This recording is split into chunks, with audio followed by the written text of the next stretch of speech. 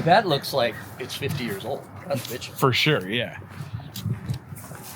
So what I'm going to do is I'll just start putting a grid pattern on this thing, and hopefully before the sun goes down, I'll have something, and then we'll go from there. Okay, cool.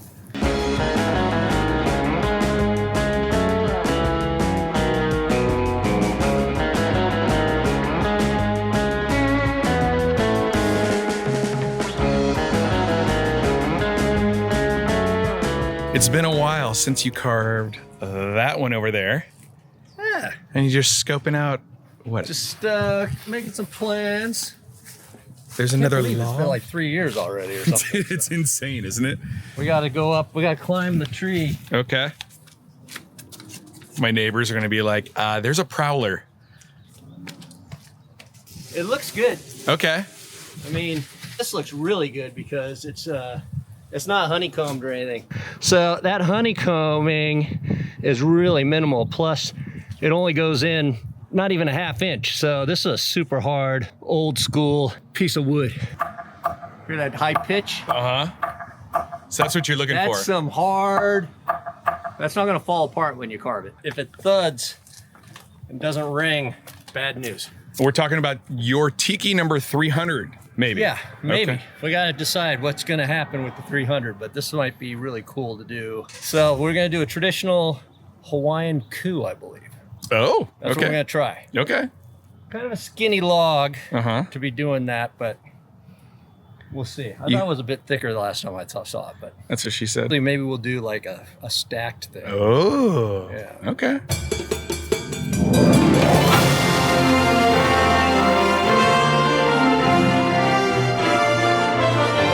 As Tiki 300 goes, a special thing, my Tiki 200 was like a tribute to myself. Right. And so this is going to be a tribute to just the classics. Originally, my idea was to do a full museum type Hawaiian Kona style coup. Okay. The proportions, they always get skinny. It would look very similar to the ones that are at the City of Refuge that are very famous. Yeah, right. But everyone does those, and the proportions of those aren't really what is like in the museums. This is the true proportions. You can see what the true proportions are. Right, a little squattier. He's the god of gods. He's not just some skinny basketball player. He's a warrior, and they actually call this the wrestler stance. But I noticed that you added some little dudes underneath. Yeah, so here is the Marquesan, which is kind of like where Tiki originally, the word Tiki is Tahitian, not Hawaiian. Right. And so if we're doing this Tiki thing, so it's Tiki 300, so there's going to be 3 Marquesans.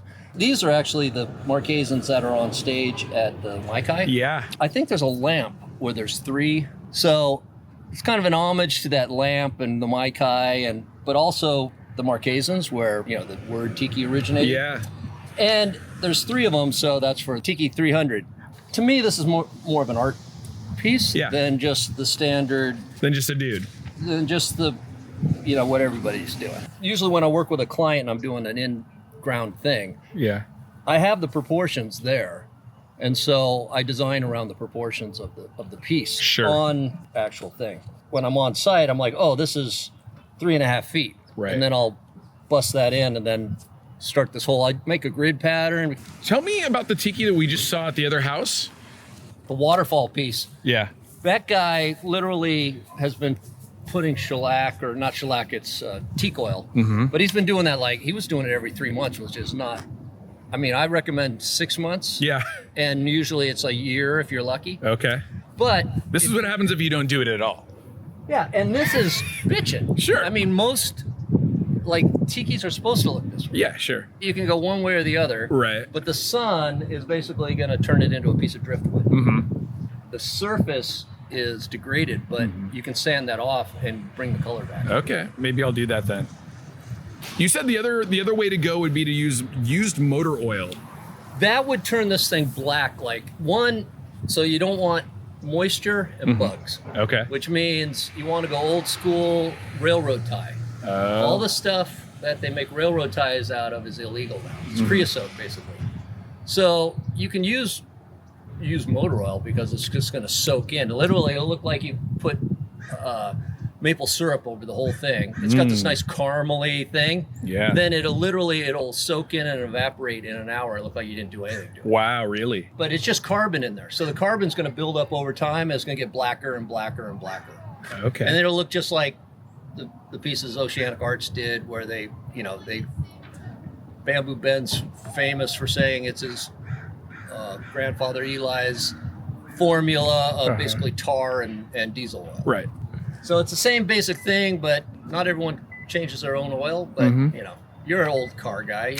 I got plenty of it laying around. You know what an oil pan is. It's the secret. I stole this from a girlfriend many years ago. Actually, I had to just buy one because that one rotted and disappeared. You're gonna like, oh, wow, yeah, neat. Now everyone knows my secret. I know, huh? So then, you gotta like, okay, we got 6 inches from there to there, and then I'll just measure that and grid it up. So if that's 6 inches right there, then how do you translate that to a full log? You go, all right, from the top to this bottom knuckle right here. Sure. Is almost exactly 6 inches. We're gonna call it, it's like 6'1" or something, but basically it's 6 inches. So you go, what is that? Maybe 6 feet? I mean, that would be best, right? It is 5 feet 4 inches. Damn it. So then what I'll do is I'll mark this out, and halfway is halfway. Oh, sure. Most of the time I'll estimate it.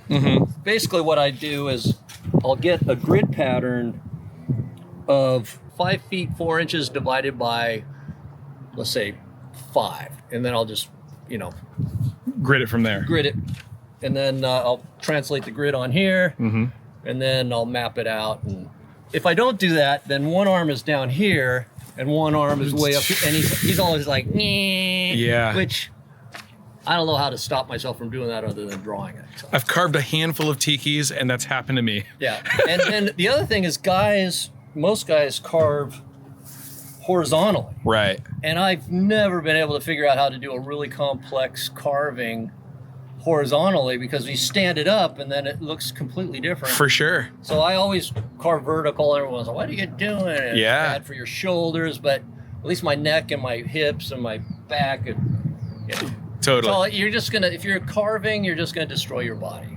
Ask Leroy up in heaven. He literally had every joint replaced and had arthritis. And well, it's an aggressive motion and everything. Yeah, it's physical labor. You know, one of the things I just realized, how are we going to have this guy facing? Ooh, that is the question. So because this kind of makes sense from this angle right here. Right? Yeah. Yeah, that makes the most sense. From the street, he has like a little framing thing here that's really cool. So it just depends on if you want to see it from the side or you want to see it from the front. I mean, I never go over there. Yeah. So like, yeah, right here would be great. Okay. Oh, perfect. Yeah, because then this guy's going to grow up over it and that'll be cool. Cool. Photo shoot with a photographer who had a glove account. She's like, you're interesting. Let's do a photo shoot carving a tiki and you'll get all these new gloves. So I have all these gloves. Oh, really? And then I realized that they're perfect for erasers. So now I got the Michael Jackson technique. Yeah, I like that. You just finding the center point? Yeah. What's half of 37? Oh, shoot. 18 and a half? The best thing about this thing is, so you take the 37, and then you just... So before you started using this tape, I just used to use a piece of string. Right. And it kind of made it easier because there was no math involved. Sure. But now I go, oh yeah, half of 37. 18 and a half? I can do it, yeah. Is that right? It is 19 and a half. Oh, so close. So you find the center on each side? Yeah, because that's really hard to guess. symmetry is a bitch.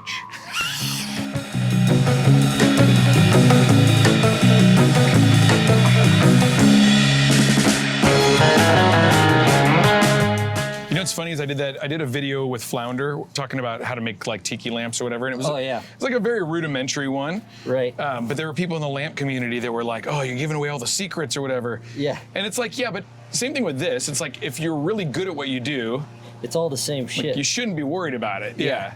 Because carving tikis is not easy.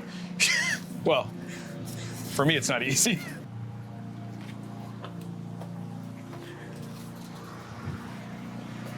So you obviously aren't going to start carving today, but I saw you have your chisel with you. Will you mark that? The chisel was to sharpen my pencil. Oh. But what about sprinklers or rain or? It's probably not going to be torrential rain between now and, whatever. Probably not. Like next Tuesday or whenever I get over here. That's true. Monday, Tuesday. And also sprinklers hopefully don't go that high. Otherwise I have a problem. Yeah. But it's amazing. This thing, being irrigated, this thing is like solid. It's not like the roots are rotting out from underneath it, which can happen when it's irrigated. So. Sure.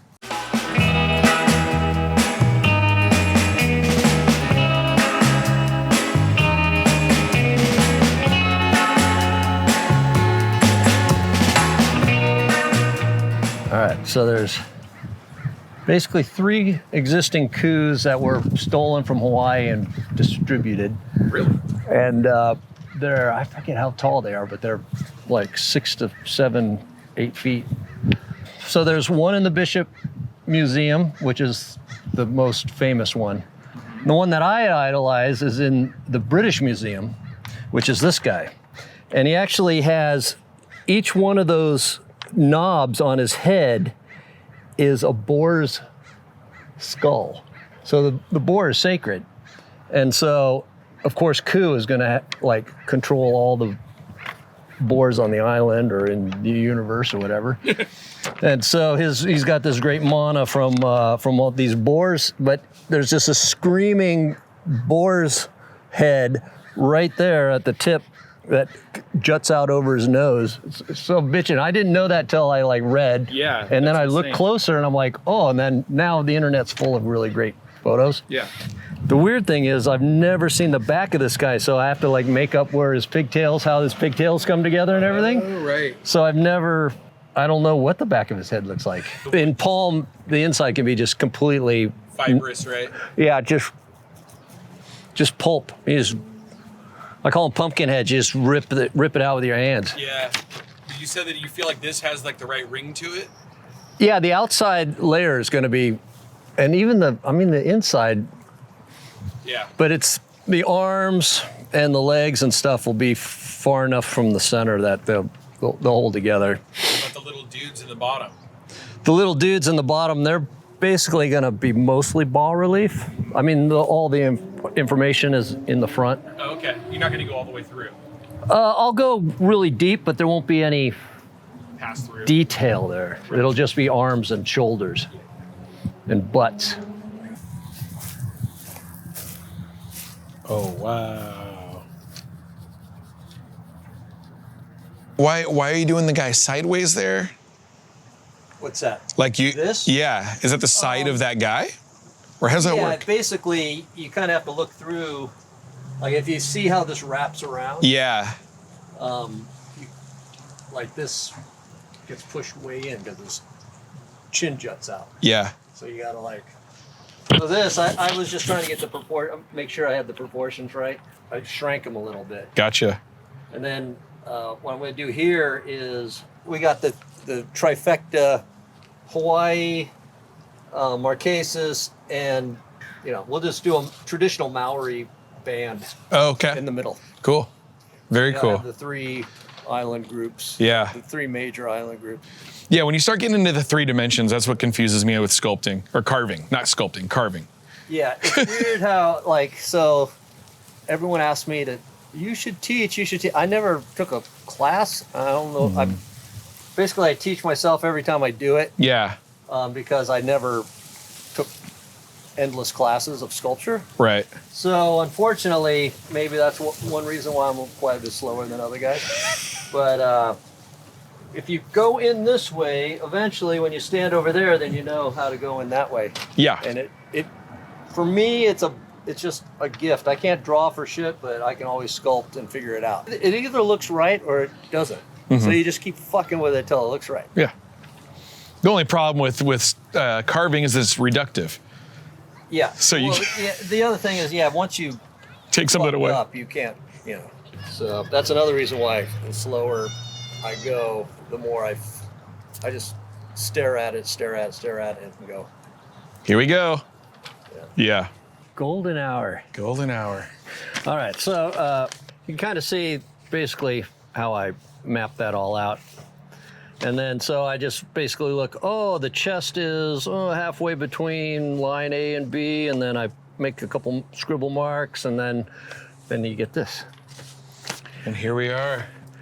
Amazing. So it all will change a little bit when I get cutting into it. But in theory, I was going to strip all the bark off this because I'm not using it. Right. But to save time for this particular afternoon, I just said, screw it. So, but you can see here how extremely wide his eyeballs are and everything. Mm-hmm. And in actuality, those are going to come way in. Why do you say that? Just because you can see how thin he is. Okay. So when you sketch, but the bark is basically going to take about an inch off of the diameter because it's probably a half-inch thick. Okay.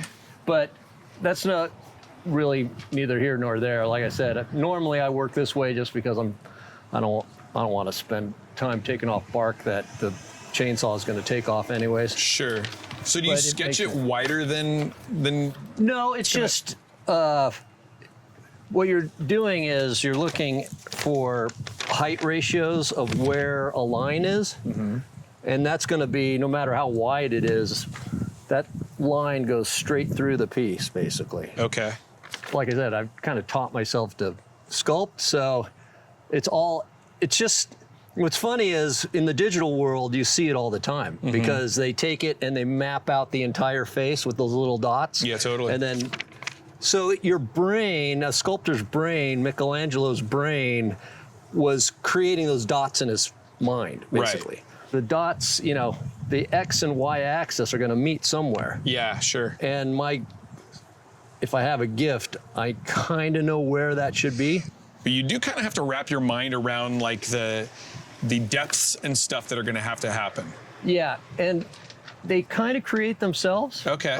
As you remove material, those planes will, once you find the plane, then you just follow it and try not to change the angle on it or whatever. I think it looks pretty insane. I think this is pretty exciting, and when you put a light on it, it's going to look great. Yeah. Totally agree. It's going to have a rounded head, which normally, it'll be really fun to see how hard that wood is and how deep it goes. So if it's pretty solid all the way through, we're going to get a really cool little sculpture up there. I'm very happy with it. Yeah, it should like if you go to the City of Refuge, they have most of the tikis are on top of poles, Yeah. I like how this one's sitting up, and it's sitting up on some little dudes. Yeah, he's crushing them with his weight. But also it kind of harkens back, like you said, to the Maikai too, like the stage of the Maikai.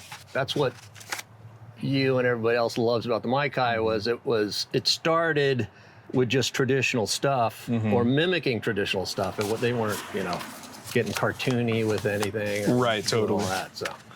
That was probably Leroy, right? A lot of those? Yeah, those actually, what's funny is those little fence post figures that are up by the drummers and stuff, that's the photograph I'm using. They had one of those in their curio. One of their curio tikis was that guy. Oh, really? I was going to bring one because I bought one for a different project. Oh, really? And then it's funny as I cut it up on the bandsaw because I was oh, no. That was 25 years ago. I know. It's back when Oceanic Art stuff was accessible. They were just two old dudes that were still around making shit. I know. I recently ended up with one of those poles. One of those. Oh, really? But it was from Fort Lauderdale. in an auction. It's crazy. Excellent. So I'm doubly excited about those little dudes. Well, being then out maybe here. I'll make the eyes less traditional because their eyes are funky. They look like they're wearing Shades, huh? goggles or shades. Yeah, Totally. they're steampunky Yeah. looking. But that's just production carving. It's like Oh, right. Leroy hands that drawing off to a guy and he busts it out as quick as he can.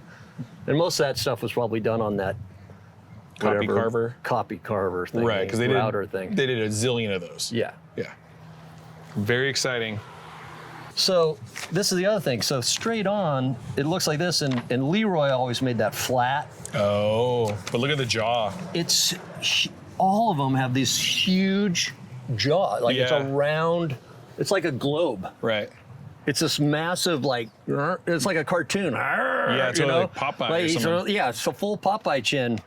And so when I was carving it, I was looking at the Xerox just like this, and the lines weren't meeting. I was telling you how the lines were supposed to meet, and they just weren't meeting up. I'm like, so I had to like fudge it, and I'm like, whatever. And then I actually went back to my 2005 when I shot it at the Bishop. And it was kind of funny because it was winter time and it's a summer god. Ku is a summer god. So they put him in the back and put a shroud over him because he's not supposed to be seen in the winter. So I was like, oh shit, he's got a curtain around him. And I'm like, but the window to the room was open and there was a breeze blowing. So the curtain would go like this. No way. So when the curtain, because I didn't want to be respectful, Yeah. I was like, so, and so I'm like, when the curtain would blow in the breeze, I'd run in there with my camera and go, and so I actually had perfect shots of his chin and realized it's this big bulbous round thing, not flat like Oceanic Arts or whatever. So you're gonna try and do that here? Yeah, because you can see from on this side how far back the upper lip has to go, you know? It really goes back in there. Oh, wow. Yeah, so the upper lip has to go way back. Right. And so the chin can jut all the way out. You know? Oh, I see what we're looking at. Yeah. We're looking at this right Yeah. here, yeah. In order for that chin to be out in front, the upper lip has to go way back. Right, totally. And so, you know, that I just keep creeping up on till it's in the right place. Well, I guess we come back and see what happens next time. Yeah. One of the things I was just noticing is the way that Al sculpts. He'll draw on the front of the chest, but then also the profile, and they don't necessarily like line up here, but in his like three-dimensional carving mind, totally makes sense. Super interesting. Come here. Where are you going? Let's slow down. Let's go look at the tiki. Oh no. Dude, look at that. I think the sprinklers hit it. Oh no. Hopefully that's not too much of a setback for Al. Sparky, what do you think? Hey, come here. Bubba. Oh my God, Sparky, this way.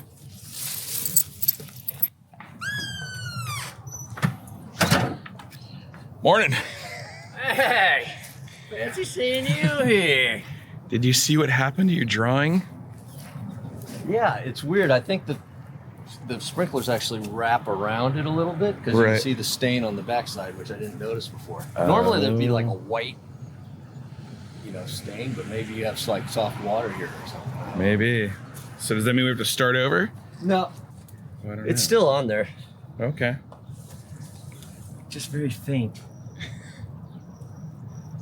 I came out and saw that and was just like, oh no. Nah, these guys are pretty just roughed in because Sure.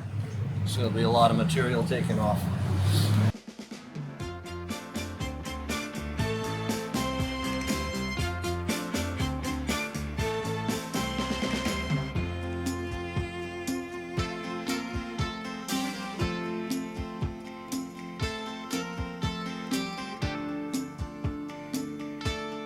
So I bought this case to check this on a plane to do the Lee Unkrich gig in Kauai. A chainsaw. Chainsaw. Okay. And I'm like, oh, I'll just check it. This Right. is awesome. And then I get to the airport and they're like, is that a chainsaw? And I go, yeah. And they go, does it have oil in it? And I go, yeah. And they're like, can't go on the plane. I don't know what, you know.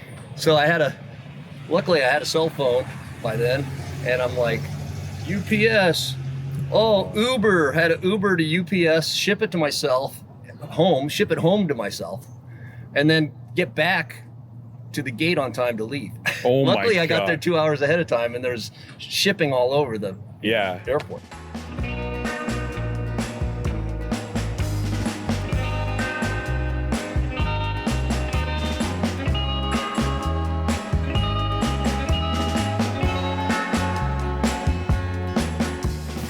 What does that thing adjust? This is it's cool. Before you had to take it all apart and use a wrench and everything. Now it's just Tension? yeah. You want it loose, not super tight, but not too loose. Not floppy. Yeah, because if it's floppy, it'll pop off. Oh. If it's too tight, then it'll get super hot and Bind and stuff? yeah. Nice new blade. We'll see how long it lasts. Okay. So real guys sharpen about every 15 minutes. Every 15 minutes? Yeah, and I just buy 5 blades and I try to every hour change it maybe or something like that. But wow.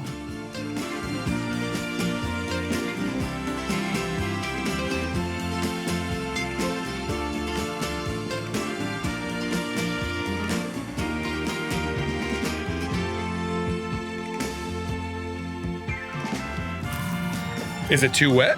no.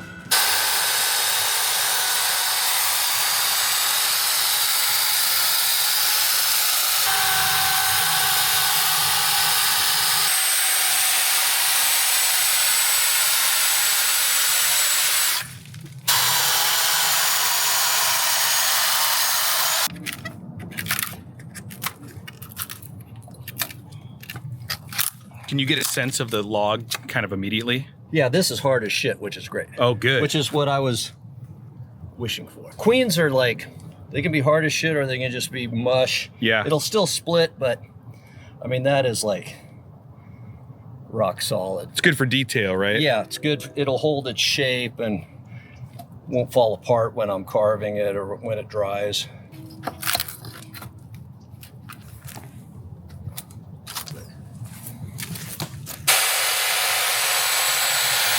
Cool thing is, actually, did you ever go to Pepe's Tiki's in Rosarito Beach? No. So he'd been there since the 70s.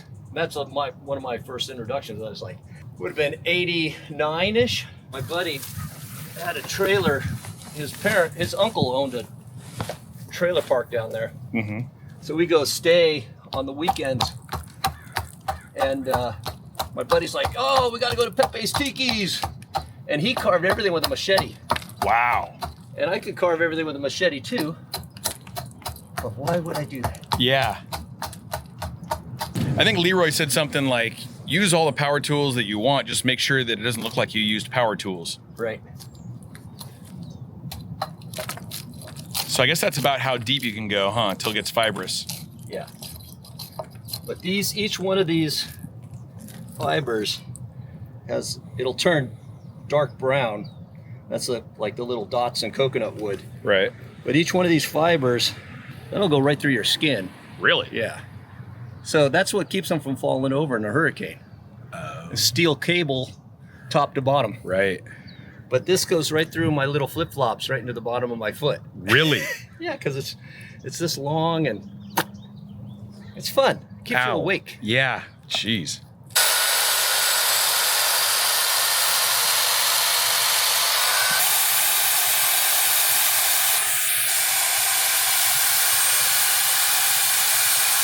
I just legitimately got hit square in the eyeball.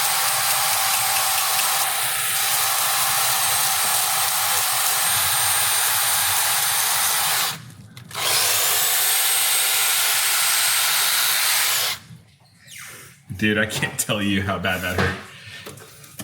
Oh.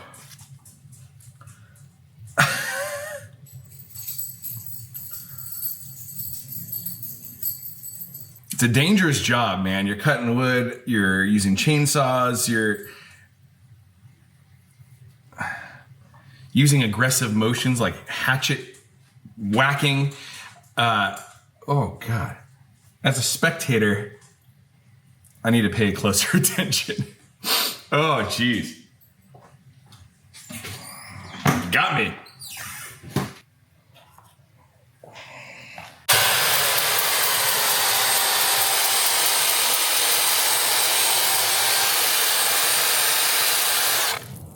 So that's what I'm saying. I'm like, all I have to do is strip this. I don't have to strip the whole log. Yeah, you know, totally. So they're kind of 6 of one, half a dozen of the other, maybe. Yep.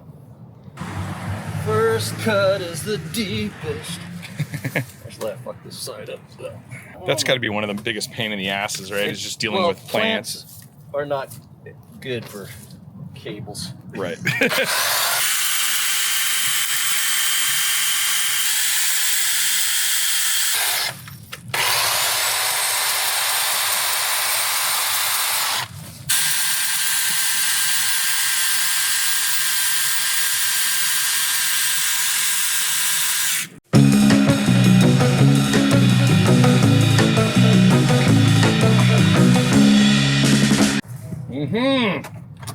There's a beginning of a little dude.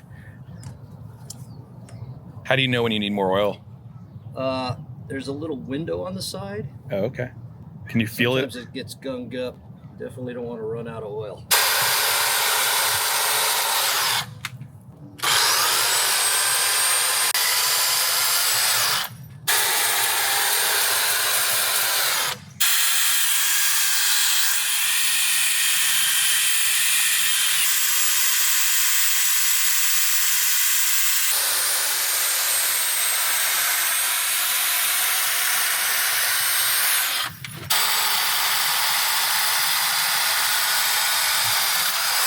Woo.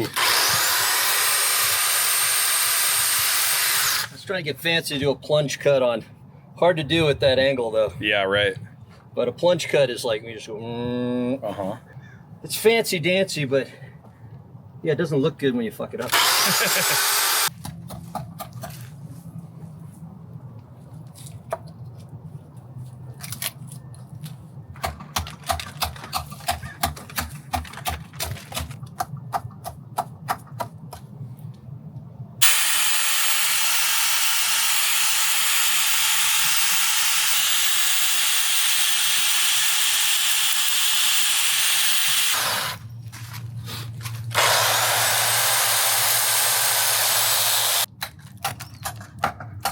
Watch the eyeballs. I got glasses on now. Has that been a concern with your band Ape, where you're carving live on stage like this? 28 some years and just cross fingers and my guardian angels and Nobody lost an eye. don't want to jinx it. So there's a whole thing with my numbering system where I started numbering the Ape tikis differently because I thought we're gonna do like 5 of them and get shut down. On like the 3rd or 4th one, I'm like, this is dumb, whatever. Numbering them is dumb, but something I've always done. I had to explain to several people why I would number them, but basically the first 3 tikis, first 3 Ape tikis are Tiki Ape 1, Ape 2, and Ape 3. And then I just added them into the mix. But then all of a sudden now it's like half of my tikis are Ape tikis. Wow, really? Yeah, or more maybe. I don't know.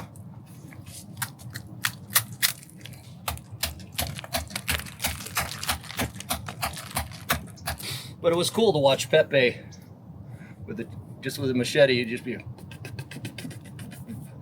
because it's Must have been sharp. And so there's a whole story where I wanted Roy Anderson, Marina's husband. We did a trade. I was going to carve him a tiki if he filmed it, and I wanted to carve the whole thing with 2 machetes. Wow. But I needed a nice, firm but soft palm, and in Florida. So I call up my Florida peeps, and I'll butcher his name, Jeff Chenard. He's like, you don't want to carve palm, Al, you have to carve Florida cypress. It's an endangered thing. You have to have like a special permit to cut it down, and it's like carving butter. Oh. Shit, we start in on it, and I'm all, ping, ping, Oh my ping, God. ping. It was like, yeah, when you got 2 inches in, then it was like butter. Sure. But just like a palm. The outer 2 inches were like steel. It was like ting, ting, ting. So we ended up like movie magic. Yeah. It looked like I carved the whole thing with machetes. Amazing. So I still want to carve a whole thing start to finish with machetes. Yeah. Stay tuned. One of these days I'm going to carve the whole thing like Pepe, just top to bottom with it. But Was Pepe one of your earliest inspirations? not exactly an inspiration, but just the fact that this old guy was carving tikis since, you know, the 70s or whatever. Yeah. I'm going to bungee this guy, so if you want to, because the box is, Just kind of in the way. yeah, it's just a little too, I mean, hey, this is organic. Yeah. It's good for your garden. Uh-huh. You just rake it in there, it'll be fine. And actually, this will all oxidize like bright red. So easy to do what I call Tahitian totem poles. Because it's just the Trader Vic's poles. Yeah. They're so easy to do, but I'll get way more likes on that than some intricate thing I did. Uh-huh.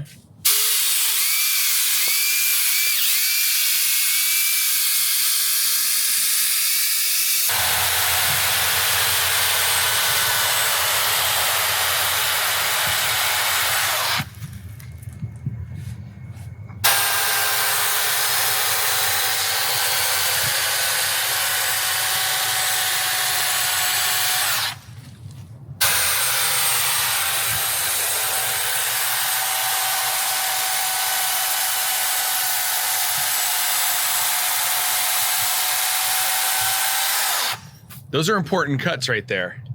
The ones you just made. It's like,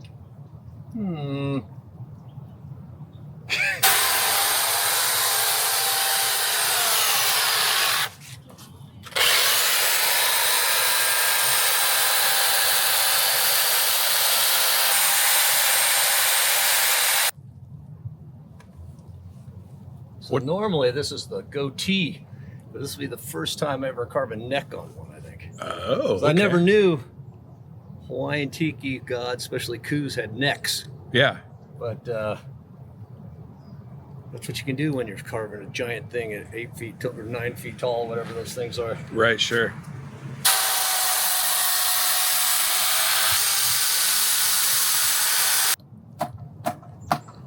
We were out on Huntington Beach on the bike path, stretching, and I had my morning coffee in my hand. And this Uber bike cyclist comes zipping by, like, I didn't even really see him. I'm standing there next to the bike path. He comes zipping by, and right in my ear he goes, "Coffee is a diuretic." And I'm like, hey, I knew that. Oh my God.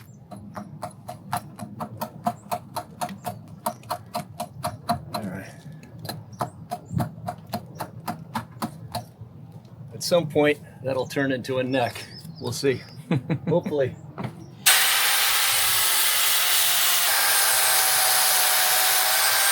All right, so this is the lip here. This is the lip.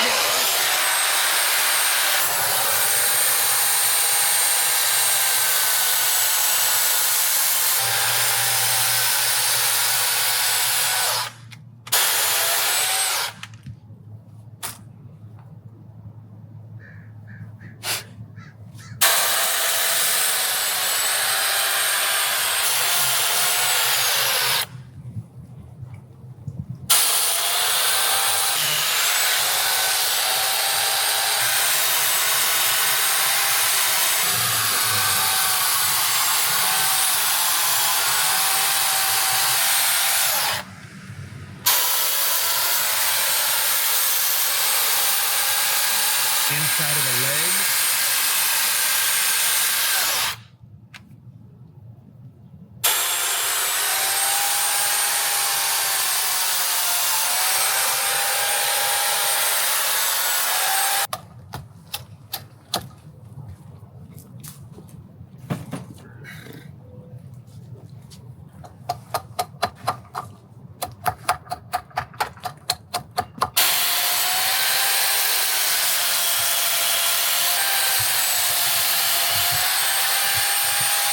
I just get tired of holding the chainsaw up in the air.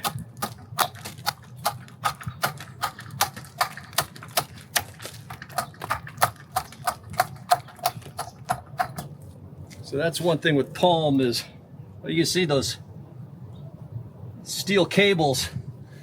But once you cut the bottom and you cut the top, there's no support. If this was a shitty piece of wood, this hand would fall right off. Sure. But if it's got enough glue in there,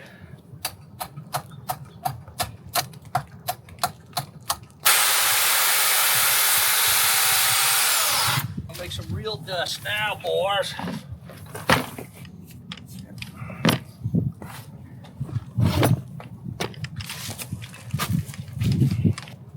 I want to take the bark off, but I don't want to take too much off. So if I use the chainsaw, it tends to grip too much and takes. So I won't like that extra 1/4 inch on the elbow I need. You know. So I use the grinder, but the grinder creates a lot of compost. Very, very fine compost. How much palm shavings do you think you've drank over the years? As Leroy said when he was like, I don't know, I met Bob and Leroy in their 60s, I guess. And he's all, oh yeah, I've been to the doctor. He says I have a few spots on my lungs. And so the other thing is, I had several guys tell me that palm wood is full of sand. It's full of sand. It's horrible on your chainsaws. I hate palm. It's full of sand. I didn't know what they're talking about. And if it's rolling around in the dirt, it like gets a lot of sand in the bark and stuff from the yard. But I think what they meant is it's full of silicone. And so has a really high silicon content. And that's silicosis, which isn't good. Oh, damn. Hopefully the particles are pretty big that I just cough them out or whatever, but probably should have a respirator on and, you know, all that good stuff. My theory is, I keep telling myself this, that I detox in between. That's why I don't carve that much. Oh, okay. So hopefully my lungs have a chance to detox before the next load of silicone or You know, there's another trick? Not silicone, but silica. Silicon. Yeah. Silica. Right. Not silicone, silica. The other trick is just don't breathe while you're doing this. I do that a lot. Yeah. Hold your breath. Yeah. I know. I hold my breath a lot. But normally on a windy day, it usually just doesn't even get to your lungs. Totally, yeah. So, that being said, now that it's all in my beard,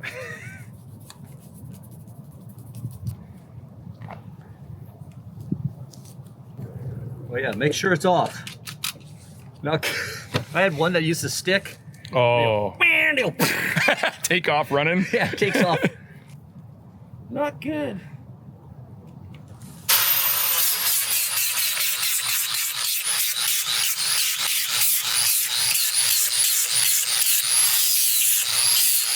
Off real easy.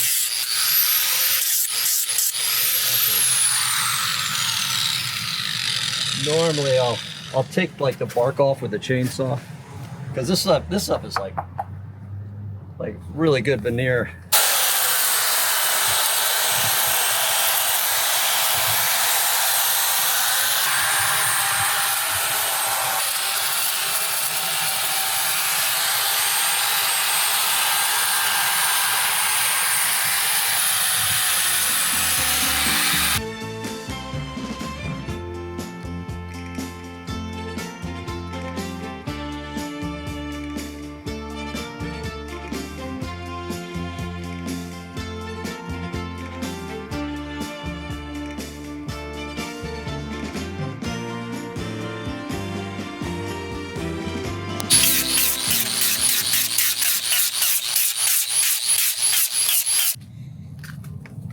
This is what you were talking about breathing in. Oh yeah. I mean, you could strip it off, but it's so fibrous, you lose a lot of material when you do that. And I'm like, you mean with a chainsaw? Well, the chainsaw, then there's these just stripper things. Oh, okay. But I don't know. This is the way I do it, just because now I have the maximum width. I'm not like losing a 1/4 inch or a 1/2 inch. Sure. Are those just sanding discs? Yeah. This is like 36 grit. Okay. lot of tooth. This actually, you burn through them, but it takes off material faster than anything else that I've used. Even like the metal ones, and the metal ones you have to constantly clean all the time, which I clean these most of the time too.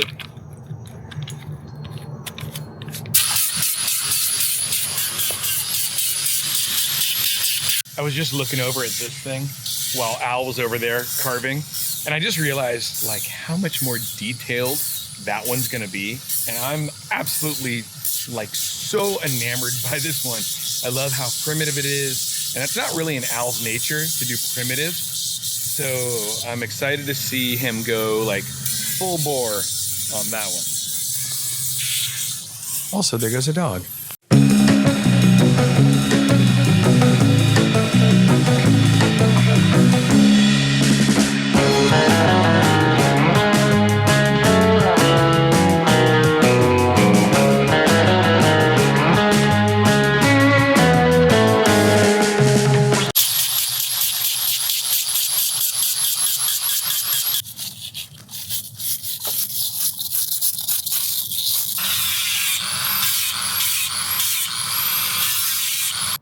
How we looking? You happy with this so far?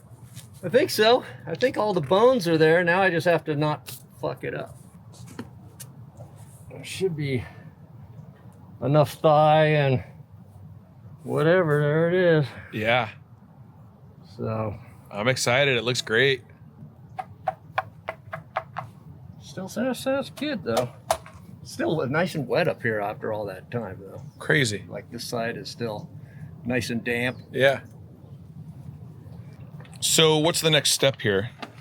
Well, now I go back in, and so like I want the elbow to be as far out as possible. Right. So that's why I kind of creep up on it. Then I get the anatomy, try to get it pretty symmetrical, and then go in at it. And then this one I might, because it's nice and hard, might sharpen up the chisel and just do a lot of chiseling. But normally I'd sculpt 80% of it, 90% of it with an angle grinder. Oh, okay. That 36 grit just went Probably right through it, huh? Then I just, not so many whackety whacks. Yeah, sure. So do you go back and redraw it? Yeah, I'll go in and make sure all the measurements are kind of symmetrical and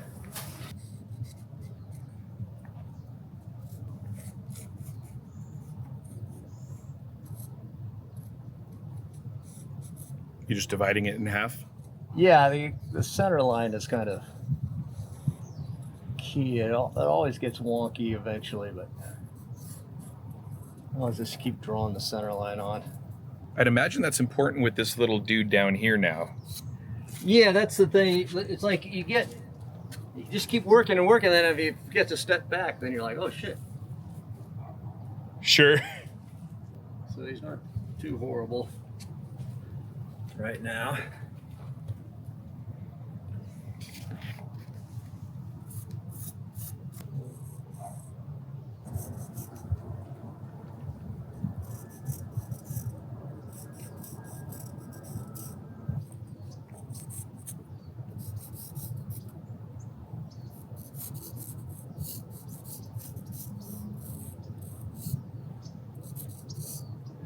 So this is like the outermost.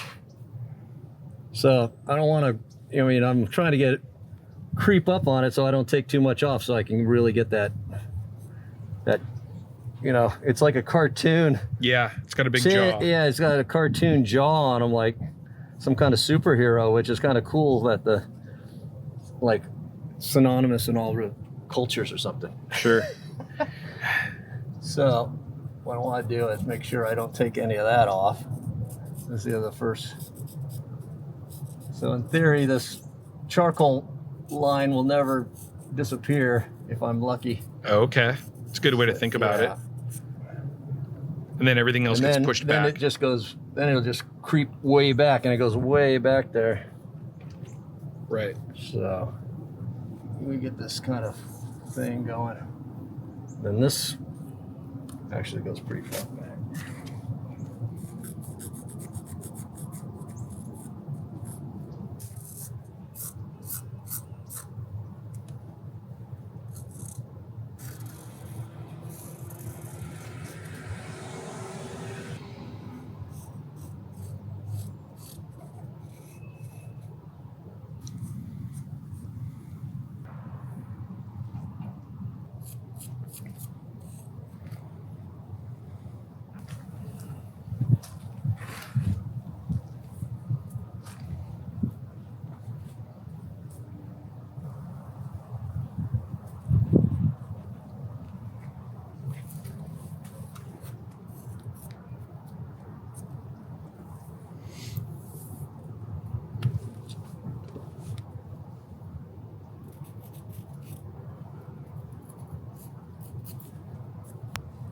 everything's pretty symmetrical. Uh-huh.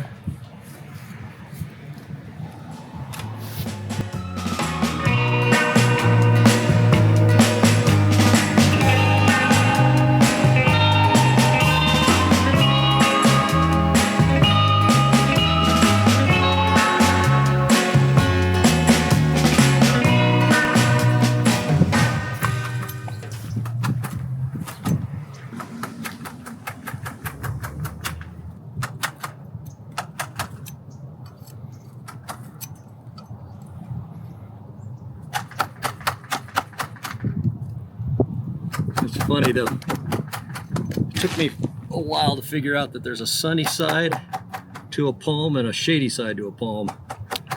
The sunny side is cooked nice and hard. Shady side, this side that barely gets any, is all soft and the grains aren't all.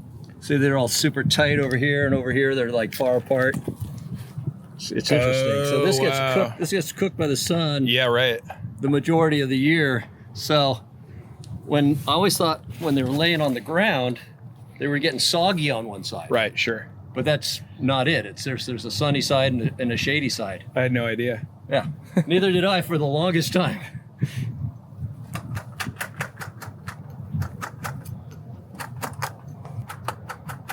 But this just is like, take a forever. Oh, just slow, huh? It's more methodic, and this is actually a new chisel, so it's super sharp. Yeah. It's like I'll never get it this sharp again. So it's just like freaking zipping through, but you have to have super sharp chisels to do palm. Right. Any wood you have to have super sharp chisels, but you're only as good as your sharpest tool. Sure.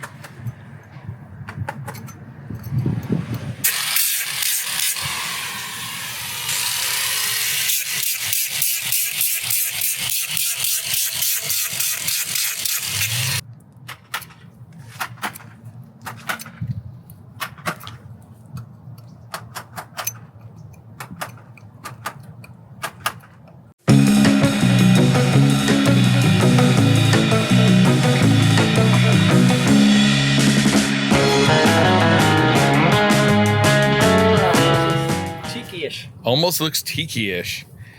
And I can see you've drawn on his little knobs. What do you call those? The little pork heads. Still just trying not to take too much off and get the shape right. Because the shape of the jaw is like so. Like I don't know. I was going on about that the other day about how I fucked it up one time and I want to Redeem yourself, yeah. But so this and the other thing is there is a risk of all of this cracking quite a bit. It's not going to fall apart, but it might split because it is still just super wet. Yeah. There. And the top is split, but it's not honeycombed like crazy. So it's not going to. It's just how crazy it gets, or if it doesn't at all. It'll be interesting. Yeah. Because this is like, you can feel it. That's probably as wet as the day they cut it. Oh, that is wet. Yeah. Yeah. And that was what, they cut it like 5 years ago or something? 3 years? Long time, yeah. I'm surprised it's not like, it doesn't smell rotted or anything. So. Yeah. Because that's the problem. You can't wait too long, otherwise it'll start to rot. Oh, okay. This way it'll dry out and it'll be all seasoned and it's gonna be beautiful. It looks amazing. It's almost there. I mean, I'd love to I was hoping to get like free standing arms. Yeah. And poke through. We'll see. Yeah. Because I could just wrap it up like this or just keep working on it and dialing it in. It just depends on how bad. This starts like right in here, starts to really crack. Oh. It'll be interesting to see how that goes. Sure. But yeah, I could, if you look at the drawings, I should be able to punch right through. That's a lot of finessing, getting the shapes right. Yeah, totally. Seems like the heavy lifting's been done. Yeah, now it's all about getting these planes right and symmetrical and without taking too much like the knees. I'm like, oh, Still got plenty of room for the knees, but the problem is you take too much off the knees or they get knock-kneed. And it's like, legs are supposed to be like, right. There was that one Tiki at Don the this Beachcomber. doesn't look good. Yeah. There was that one Tiki at Don the Beachcomber, like in the Hidden Village, that was like doing that. Do you remember that? Yeah, totally. That's a guanco. Uh-huh. Cool. So are you stopping here? Yeah, I got about, it's going to get dark pretty quick. Yeah. And I got a lot of cleanup to do. Otherwise, if this was in your backyard, I'd just leave it. We're back. One more round. Still standing. Just a few more hours left. Just a few more hours. Just a few? Yeah. You know, Seems like there's plenty of work to do. it'll get there eventually. It'll start to take shape. I mean, we already got it. We got quite a bit. I mean, he's there. Yeah. Now we just have to make him look extra special. Totally. What's with your shoes? These are my Samoan work boots. Okay. And locals. Uh-huh. So basically, I found these at Walgreens. I was working over on Maui, and I needed some flip-flops because that's what I carve in. And so I just bought these local things thinking people were going to beat my ass because it said locals on it, and I bought it at Walgreens. But that's what they wear over there. And it turns out these things, the little knobby knob that usually pulls through in like 2 minutes, Yeah. never pulls through.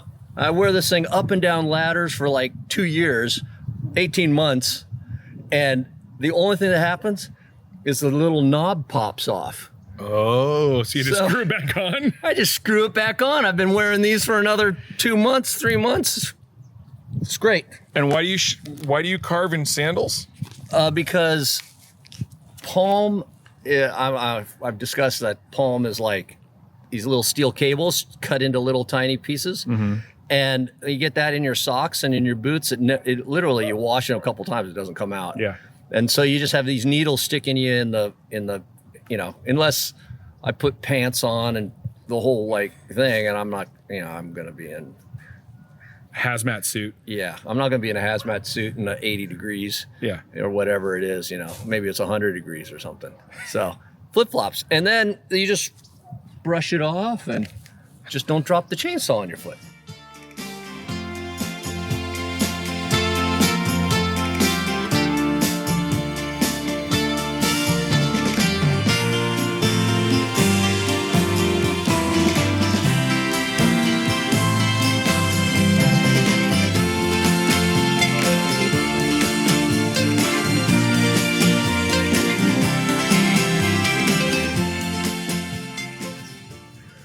Brand new Hercules! Burned my other one out.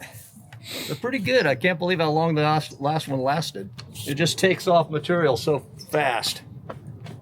You were saying that you could whack that thing And 900. also you get like super clean lines too. Right. Could whack it a million times with a chisel and still get that clean line. But it'll take a couple, like this is really fuzzy. And it has to be completely dry before you can get it smooth. So we'll let it sit for a couple weeks and then finish sand it kind of thing. The deeper in, the further apart the fibers get. So it's like hit it with a chisel and it might just tear and do weird shit. So. Right. Damn, looks good. Palm is its own beast. It's not wood, it's a grass.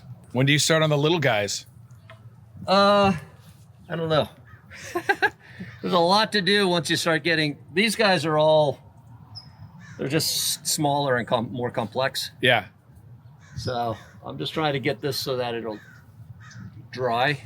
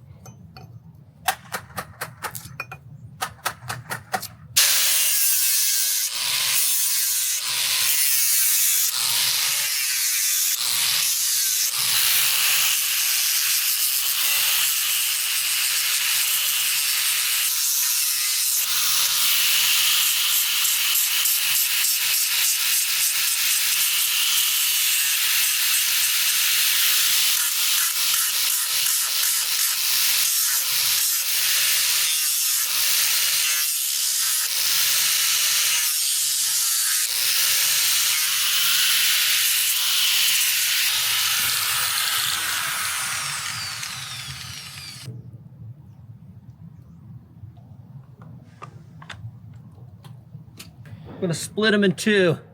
Oh, really?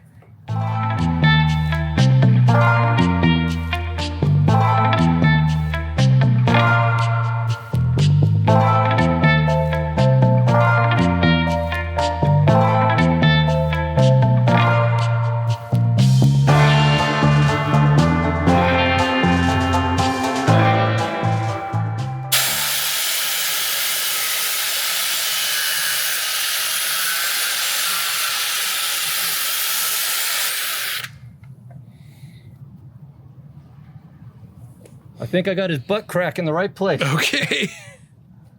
Or at least I hope so.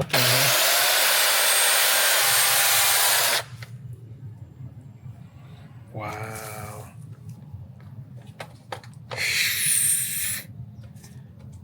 That's so cool.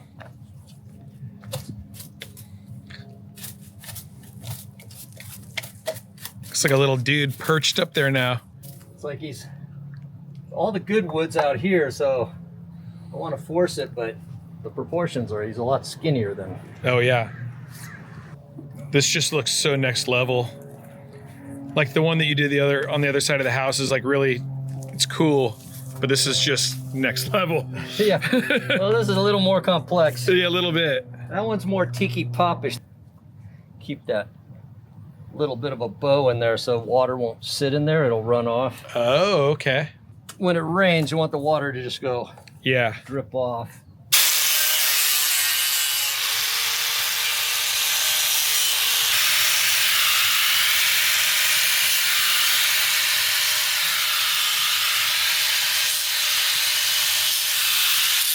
Time to clean up. You punched through the arms. Amazing. Got all crazy with it. I can't believe that.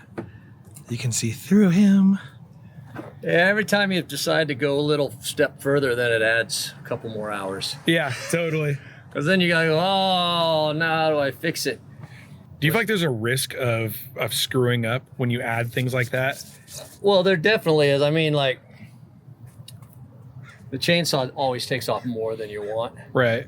And so then you're like, oh, yeah, it'll be fine. No one knows what it's supposed to look like anyway. That's right. Don't look at this picture.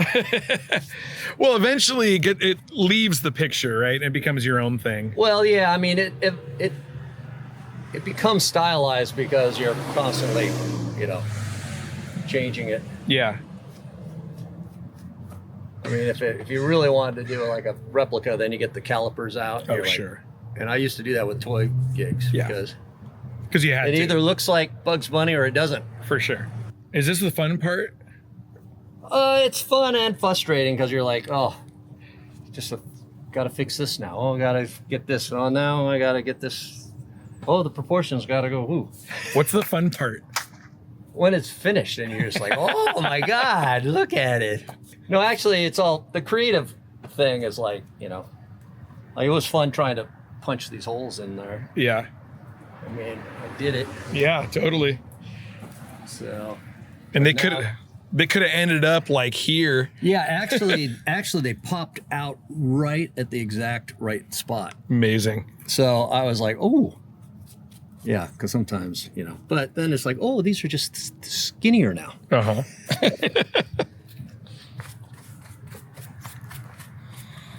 And like I said, I don't know what the back of this thing looks like, so I always stylize the back of it anyways to fit whatever is going to be quickest. Yeah. So this gives it plenty. We'll see if it cracks all to hell in here or Oh, if man. it dries nice. Cracks will make it look bitchin'. Okay. Just depends on how severe they might get. It just looks so good right now. Yeah. Yeah, hopefully if it rains this weekend, then maybe it'll like it'll keep it from drying too quick. 'Cause that's if it dries really quick, then it'll split. Oh. Then it'll look old and antique-like. I mean, that's cool too. But feel how wet that is. That is like sopping wet. Yeah. And that's like, what, 5 years old or something? Oh, Like, at least. I was going to tell you, you can actually look at the top and see the sunny side, shady side on here. Oh, really? Yeah, here. And the shady side is completely wet. Wow, look at that. Isn't that weird? Yeah. So that shows you how much how much lack of sun, will keep it from drying. Yeah. And that like fibers are way more condensed on this side than on the shady side. Yeah, totally. And I just happened to figure that out years ago when I was carving it. And then when I started carving them in ground, that's when I noticed, oh, one side's way harder than the other. Wow. And then I just, the sunny side is harder than the shady side. Yeah. And it's just the way it is with palms. Crazy. Because this side just gets cooked. Yeah. What's going to happen down here, do you think? This? Yeah. This is going to be my signature. Right? Oh, cool. Very cool. Look at my brand new saw is all gunked up because I don't clean it. Kids, this is sopping wet fibers in there. Make sure you clean all the water out of there. Otherwise, you'll have a rusty old saw like my old one. It's a shame though, because that's what, in palm, I mean, literally your best wood is that first inch. Mm-hmm. And up here, it's like, I basically have to take it all off, which is a bummer, but that's the way it is. Oh, to get the depth. Yeah, to get so that right now his head's way bigger than the body, Uh-huh. but the body is more in proportion to what's in there on there. I Sure. mean, I got really skinny in here because this is the way I carved them, Right. and then I was, oh shit, he has more of he has a thicker waist. Oh, he does, yeah. Yeah, it goes like all the way out to the hips go all the way past the thighs, Uh-huh. and I forgot. So now it does look more like mine. Yeah. So gotta throw my little, Well, yeah, you're the artist. yeah, We're not just doing full replicas here. right. I can't wait to see the little dudes. Yeah, they're kind of quick. The face will be the only thing that really, I have to take some time on, but it's the little ears in the right place. Did you see the poll that I have? No. You want to see it real quick? Yeah.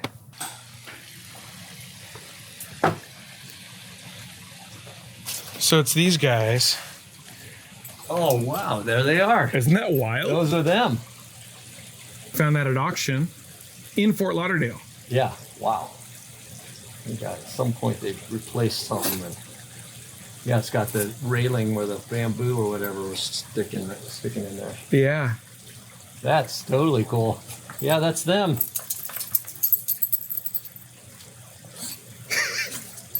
Hey. It's funny how shallow those cuts are. Yeah.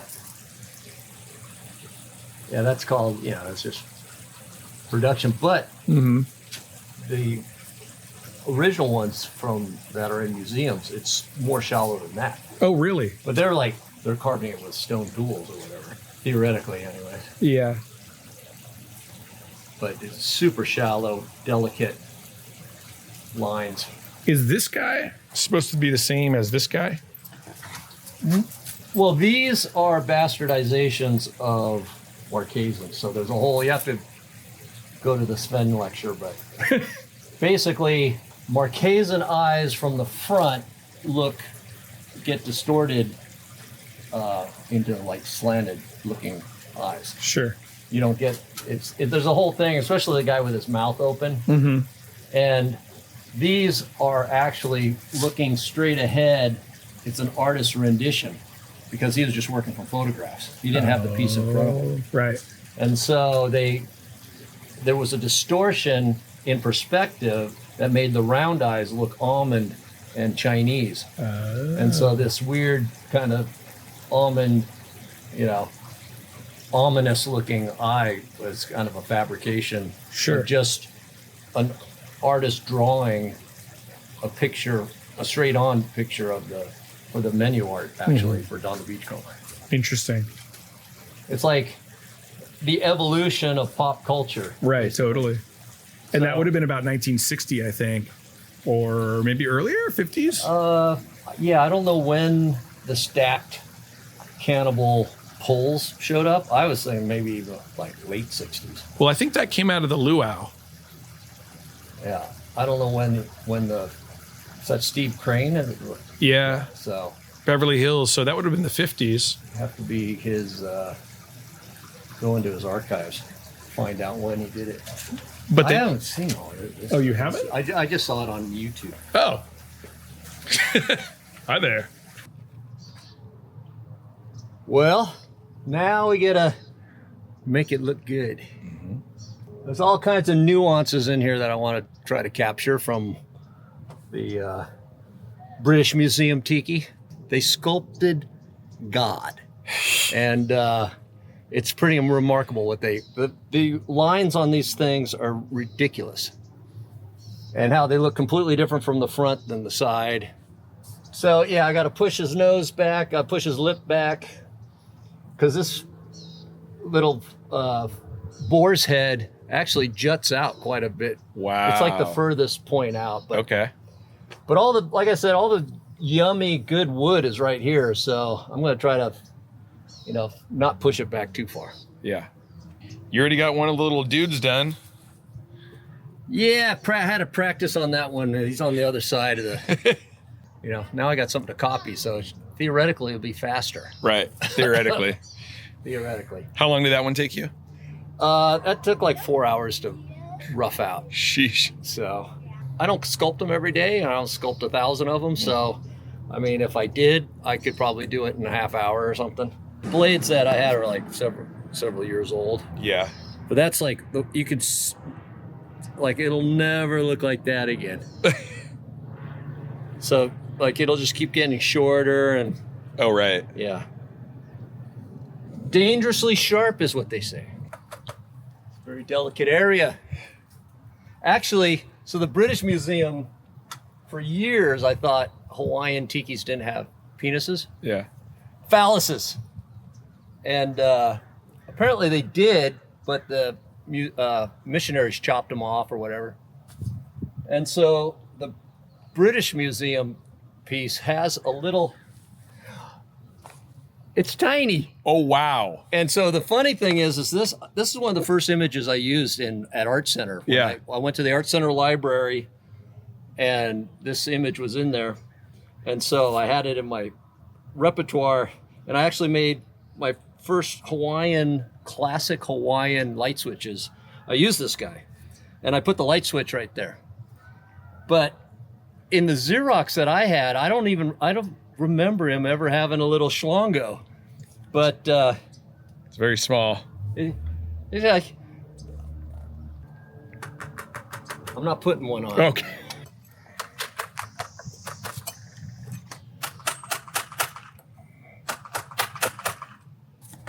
There's this grimacing smile that's super hard to like. Oh. I mean, that's what Leroy did, but he just turned it into a graphic Yeah. of this kind of like that negative shape. He turned it into like this flat, just kind of whoop, Yeah. so it looks exactly the same, but it's just a flat thing. And then it's not flat at all. It's like got this huge chin and all these fucking nuances that are like, gets me all excited. Okay.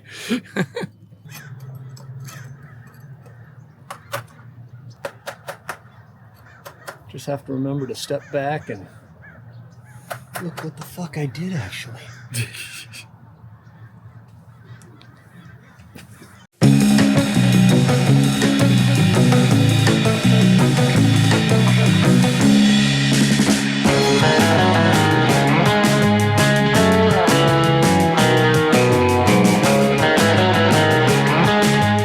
Character lines, as we call them. So is that pretty common? Cracking? Yeah. Yeah. I mean, there's so much water in there that hopefully this will, with the rain and everything, maybe it'll slow up the drawing process or something. I don't know. Okay. But it'll be interesting. It definitely won't change the look of it, really. Yeah, sure. Because it's so hard, it's not gonna fissure like the young ones. Yeah. The young ones will split like, you'll get like 1-inch cracks.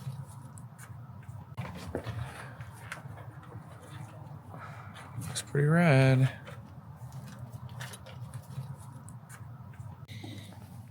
After the great Southern California rainstorm, Al's back at it.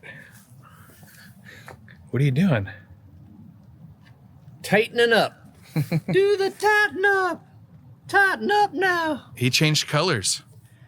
Well, yeah, you know. Are you going to carve those today? I want to lay in the mouth in case we start getting a lot of fissure, you know, a lot of cracking and stuff. Oh, Because it gets, when it dries out, it gets really tough to sculpt. So try to get all that laid in today so that Mother Nature can take over afterwards. You basically, hopefully get this guy 80% there and then 20% of just all the little cool details. Rad. But yeah, once the moisture's gone out of the palm, it gets really punky and like you gotta have a super sharp chisel and it just gets a big pain in the ass. Palm, I don't recommend it. But they have like 5 fingers and toes and shit, which it never like occurred to me because all the Coco Joe's stuff is just like little, you know, they have like little crab claws. Yeah, you know? totally. But you were kind of one of the first tiki carvers that actually did the 5 fingers and toes. Yeah, but I thought I was being creative. Right. And then years and years later, when some really good photographs came out on the internet, then it's like, oh yeah, these guys got little claws and their fingers are all like, you know, they got like 5 fingers, but they all busted off because it's wood. Oh. And wood, like, you know, that's the whole thing is wood doesn't last. So they're finding all these really cool artifacts from caveman days. And they're like, how many more cool artifacts just disappeared? Yeah, for sure. Choppers. Wow. Sad realization is that palm is more like carving foam than carving wood. Especially when you get into the center, it gets really soft and funky. So, like I said, this is like super hard, and then it just gets softer and softer as you get in. But I mean, it sounds great, so I'm hoping for the best. Not all of them sound like that, really. I mean, that is a really good sound. Wow. Like fucking fingernails are making it ring. Yeah. Damn, dude. Look at the profile of him now. I'm trying to figure out the best technique to put the grimacing lines in the cheeks. And basically, I just have to have a super sharp chisel, so. Otherwise, it'll try grabbing more wood, huh? Yeah, and it just likes to, that softer wood likes to rip instead of cut. Sure. So, and the fibers, like I said, they're steel. Basically got super soft, pulpy stuff and super hard cable. Mm-hmm. And it's like, you got to cut through the super hard cable. Yeah. Otherwise, you're just going to rip. It's going to be a ripping, sucky mess. The ripping and the tearing. Wow. So we'll see if this works or not. Not sharp enough. Oh. So we got the handy dandy hook knife, which is very sharp, but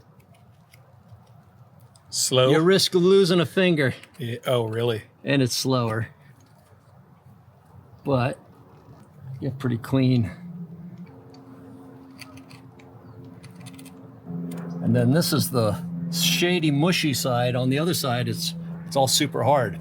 Everyone's like, how do you do that? And I'm like, with a very small knife. I mean, if I could do it with normally I'd do it with a power tool, but I want to get these like really straight. Yeah. So I could just kind of burn them in there with an angle grinder, but they wouldn't be, they're going to get a little wonky because you can't really render anything with an angle grinder, although I stretch it to the limits.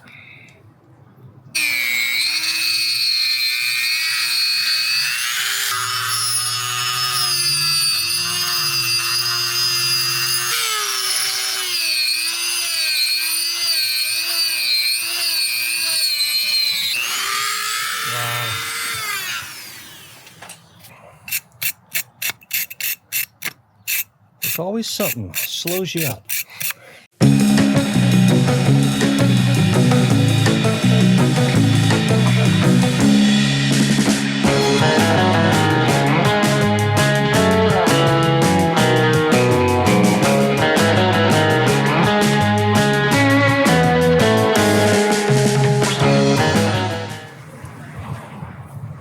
Look at all of that detail.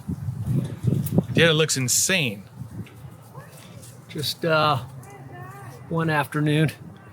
It's getting there. It's got the basic shape Yeah. without, I mean, like I said, the wood is getting in there. It's starting to crack a little bit up in here, so it just depends on how bad these get. But like I said, it'll look great from a distance. Yeah. Get up close and it'll be all old and craggly. But that's kind of cool too. Yeah.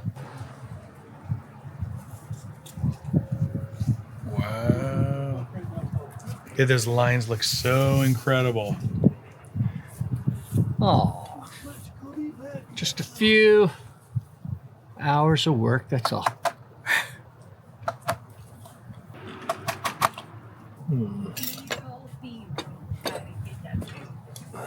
It's looking good. Don't. Well, so this is great. Here's cool.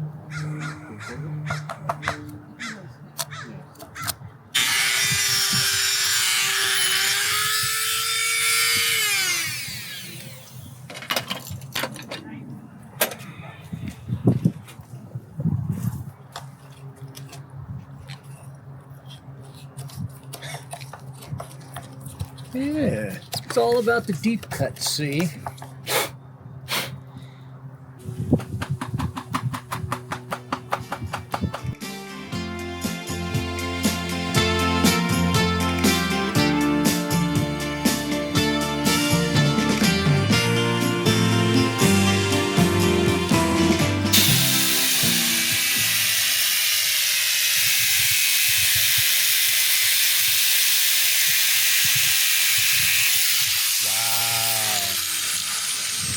Getting to the good bits. Damn, dude, that is detailed.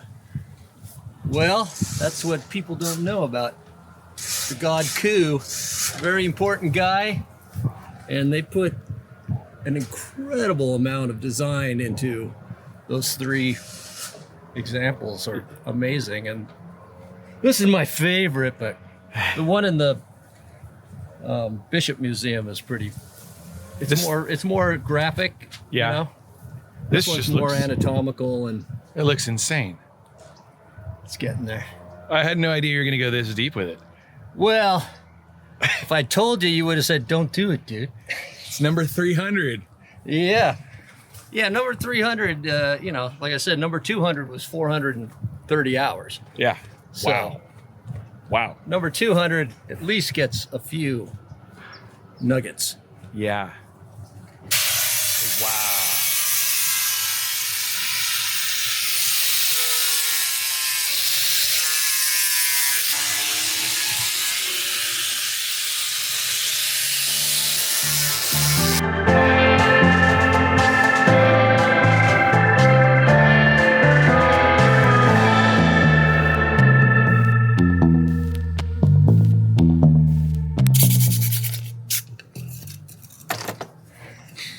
Time to bust out the small tools. Really? Got a couple hours before the rain. Yeah. Yeah, I got to put the little details in here, and I don't know if I'm going to tackle this or not, but Is this the fun part? yeah, because now it's like it just goes. It's like shrink wrap or a vacuum former. Yeah, yeah. But that doesn't happen until very end. It's usually pretty frustrating until you get somewhere near this point. Yeah. It looks incredible. Well, thank you.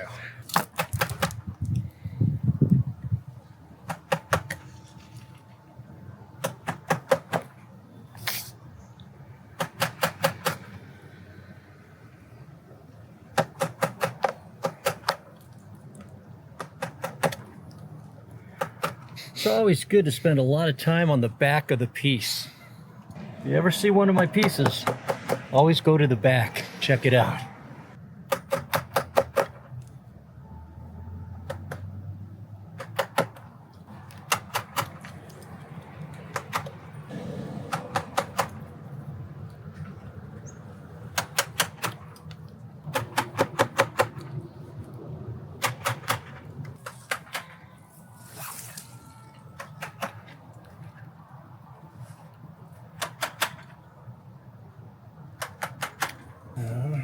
A wolf.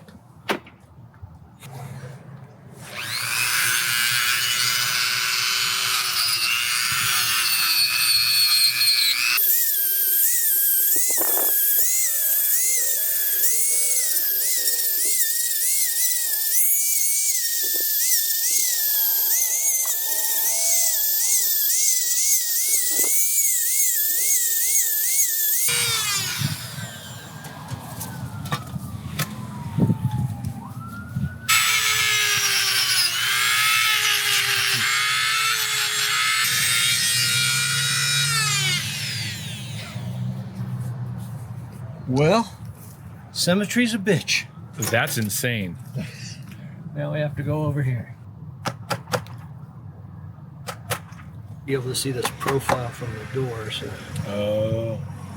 I'm thinking.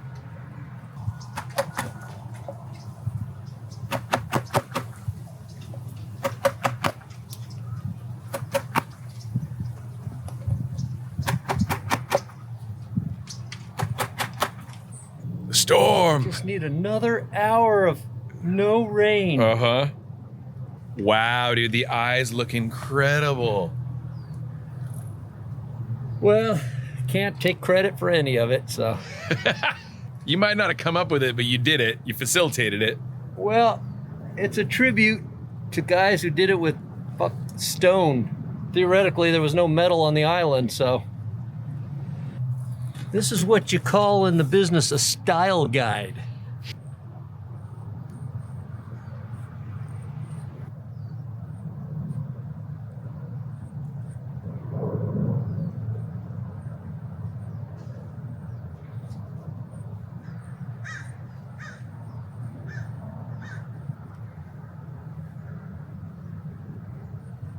Every once in a while, I feel like one or two little raindrops. I'm like, no, hang in there.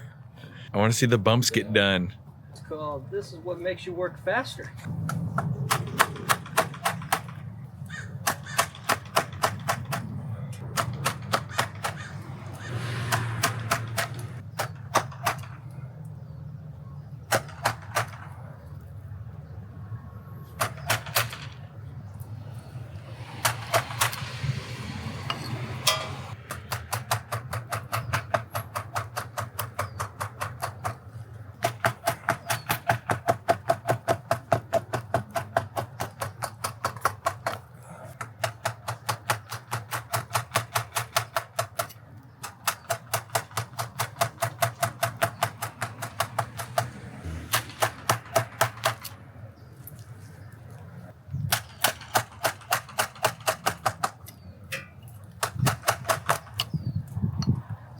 All the raindrops.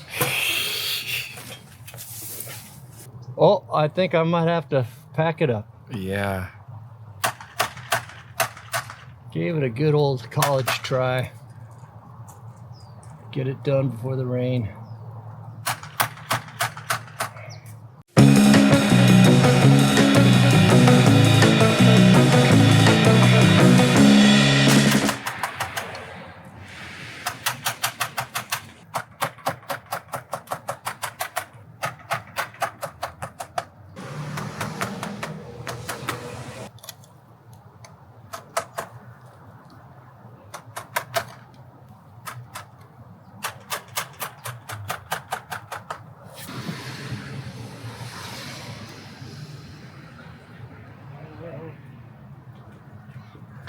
That was pretty quick to knock all that out. Well, it's roughing it up.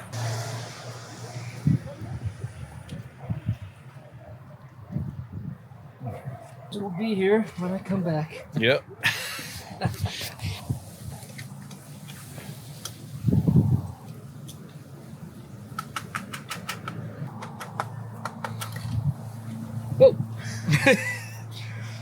snuck up on me.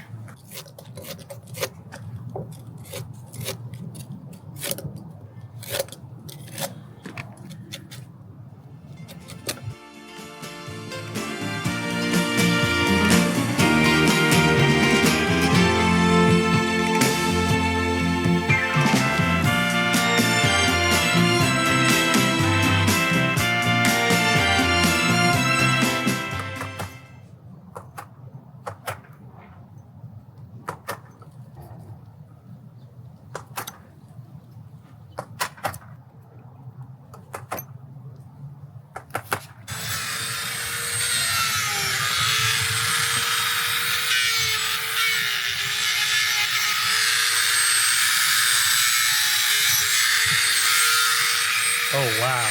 Oh, shit, sorry. Jesus fuck. Scared you.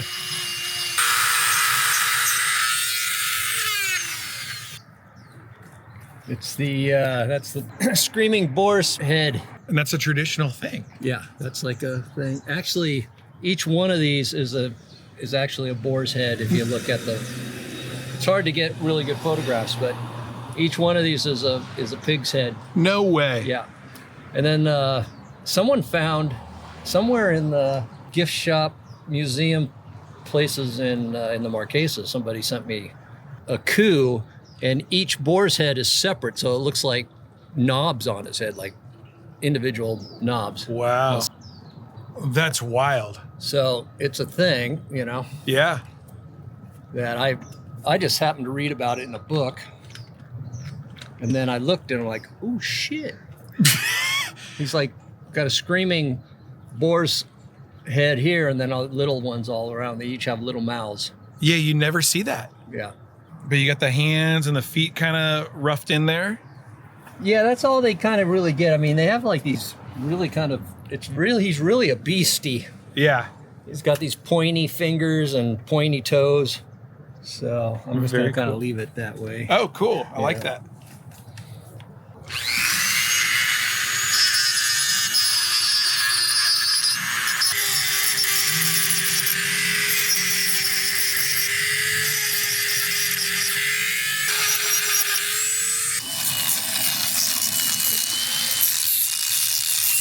My fingers are locking up. Oh, really? Yeah. Oh.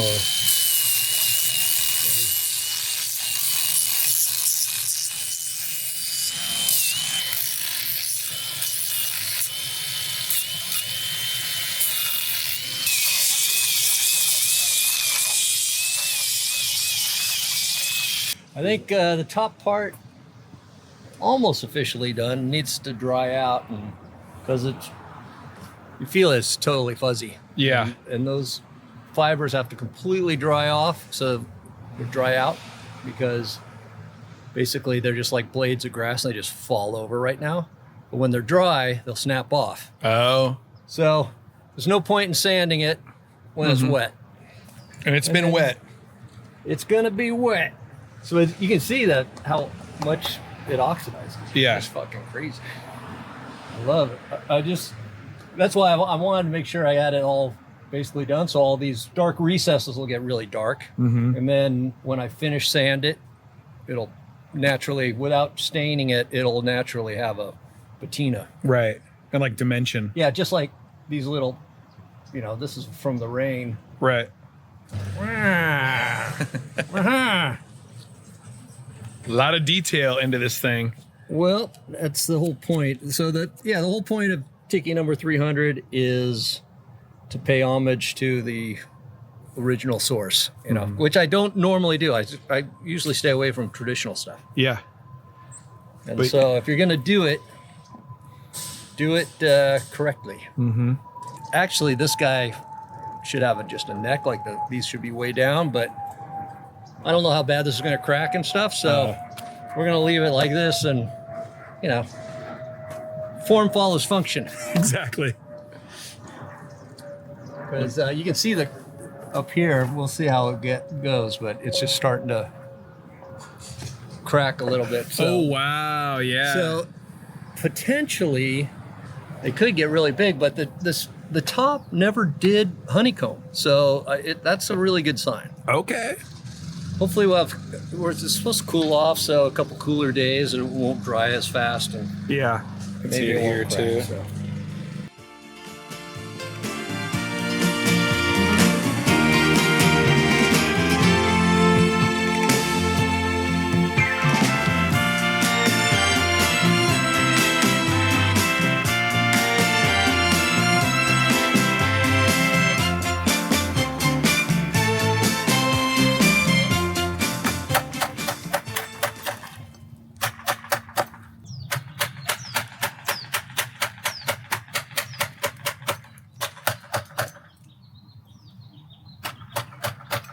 Forgot my sunglasses, forgot my sunscreen. I'm like, 3 days of rain, I forget what sun is. Yeah, no kidding.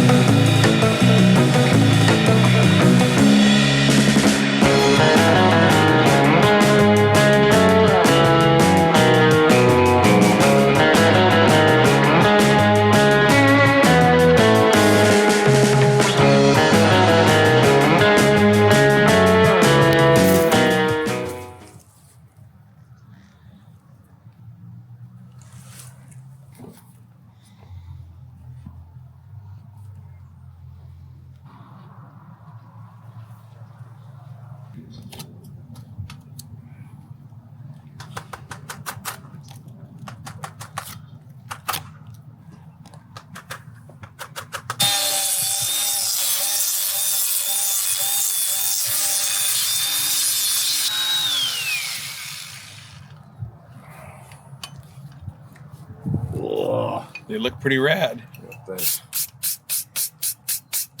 Yeah, symmetry's a bitch. I can't get this guy going. He's all crooked.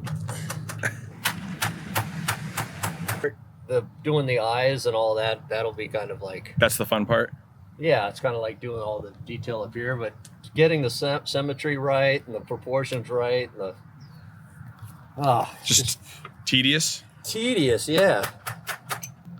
Especially since they all have to match, kinda. Well, that's the idea, is that they should be little clones, but that's like, and the thing is, I haven't carved 1,000 of these things. Yeah. Like guys who have carved 1,000 of something can do it in a half hour because they know every cut.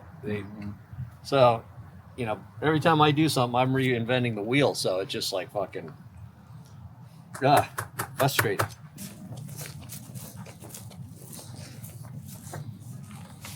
What's the plan with this? Yeah, perfect. Yeah, I'll just use it to like do some rub down. Hopefully it'll stick and like fail. Otherwise I'll have to cut it out and make a little template. Oh, this is cool. So I found this right here. So these are actually Xeroxes that go back to Art Center. And Oh, so wow. when I was doing some research in the Art Center library, Yeah. because there wasn't internet, Yeah. went to the library and there he is. That's my light switch cover template. Oh, wow. And he's got the little, I like totally don't remember him having that little thing there. A little wiener. Yeah, but all these little details, and then you can see the boar's head right there. Yeah, right. And then also, those are the open mouths. Wow. So each one of those little nuggets is a boar's head. I had no idea. I didn't have I read it in a book. Yeah. I actually read something. Wow. And so I was like, whoa, no way. The cool thing is that, I mean, I've Xeroxed this thing in, would have been 91, maybe 90. And then I used all this stuff on my 30th birthday flyer. Uh-huh. made a little Xerox collage and then printed them out and folded them all up and mailed them out to everybody. Because that's what you did in 1997. That's what you did. My 30th birthday. All right, then. Let's get going. All right.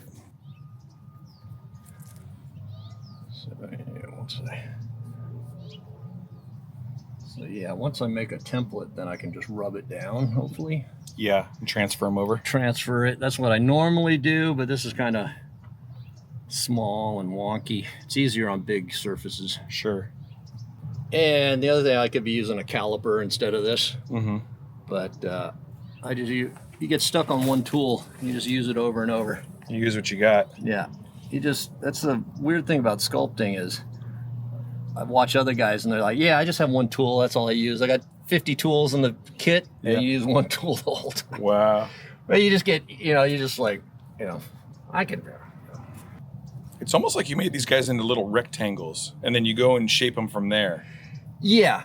I mean, what the wacky thing is when digital sculpting is the exact same thing. Yeah. You create a block and then you just chisel it away into different points, and the points get more and more and more and more and more until it becomes round. Mm. This is old school. This is Michelangelo. And like I said, the Hawaiian guys were doing this with stone tools, stone ads, or I don't know. I haven't really researched. They said maybe, there was guys, shipwrecks in the Pacific that might have washed up, and they, before Captain Cook showed up, hatchets or something. there's probably shipwreck stuff landing on the beach. Yeah. But that's just speculation because that stuff rusts. I mean, Totally. in Hawaii, they actually, if your car dies, you just shove it off a cliff. And especially like in Kauai and wetter, on the wet side of the island, they just shove the car off the cliff and it'll rust away in like 3 years. There will be nothing left. Come on. Yeah. I mean, I was talking to Scott over there and he's like, yeah, man. There's just dead cars on the side of the road everywhere. Oh my God.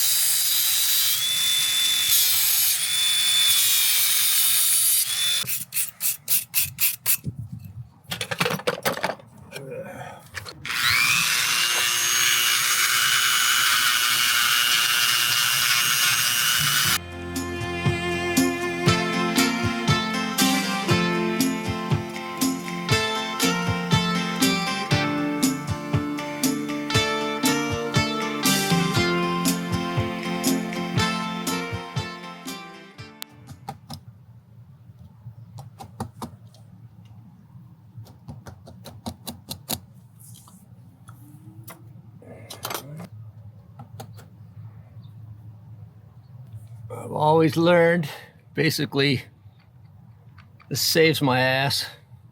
Because what we were talking about, these little dots are cables that run from the bottom of the tree up. If you cut the bottom of the cable and the top of the cable, and then it just falls out because there's nothing supporting it. And the only thing that holds palm together is water. So the more it dries out, the more brittle it becomes. I call it like you're basically sculpting graham cracker at some point. And so a Dremel tool, if you hit it with a chisel, if your chisel's not sharp enough, it'll bend the cable and the cable will just snap out, this lip will just pop right out. So I've learned, screw it, just cut all the cables with a nice sharp Dremel tool and then go back in, and it's these surface ones that really get you. Mm-hmm. So, but yeah, all those little dots are hard as nails, and the stuff in between is basically pulp. Mm-hmm. So it's really hard. You got to finesse the palm. So, yeah.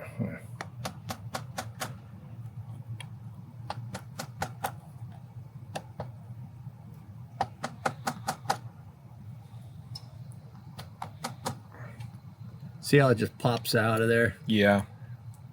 So you don't, this is kind of protected. So I'll use a Dremel tool on the bottom part. And this is the hard part of the tree. So the soft part of the tree, I did the whole thing with Dremel tool. Mm-hmm. But this is the cook side. It's a little tougher. So you can hit it with a chisel a little better, but still it wants to pop out like that. And then again, my chisel isn't dangerously sharp, so I'm not doing myself any favors.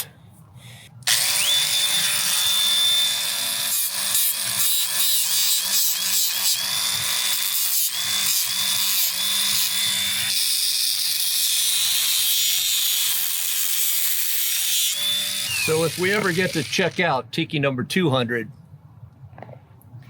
it was so old and dry by the time I carved it.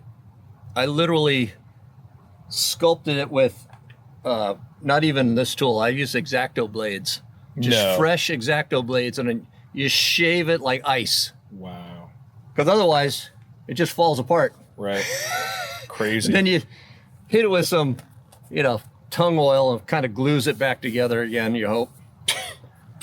Wow.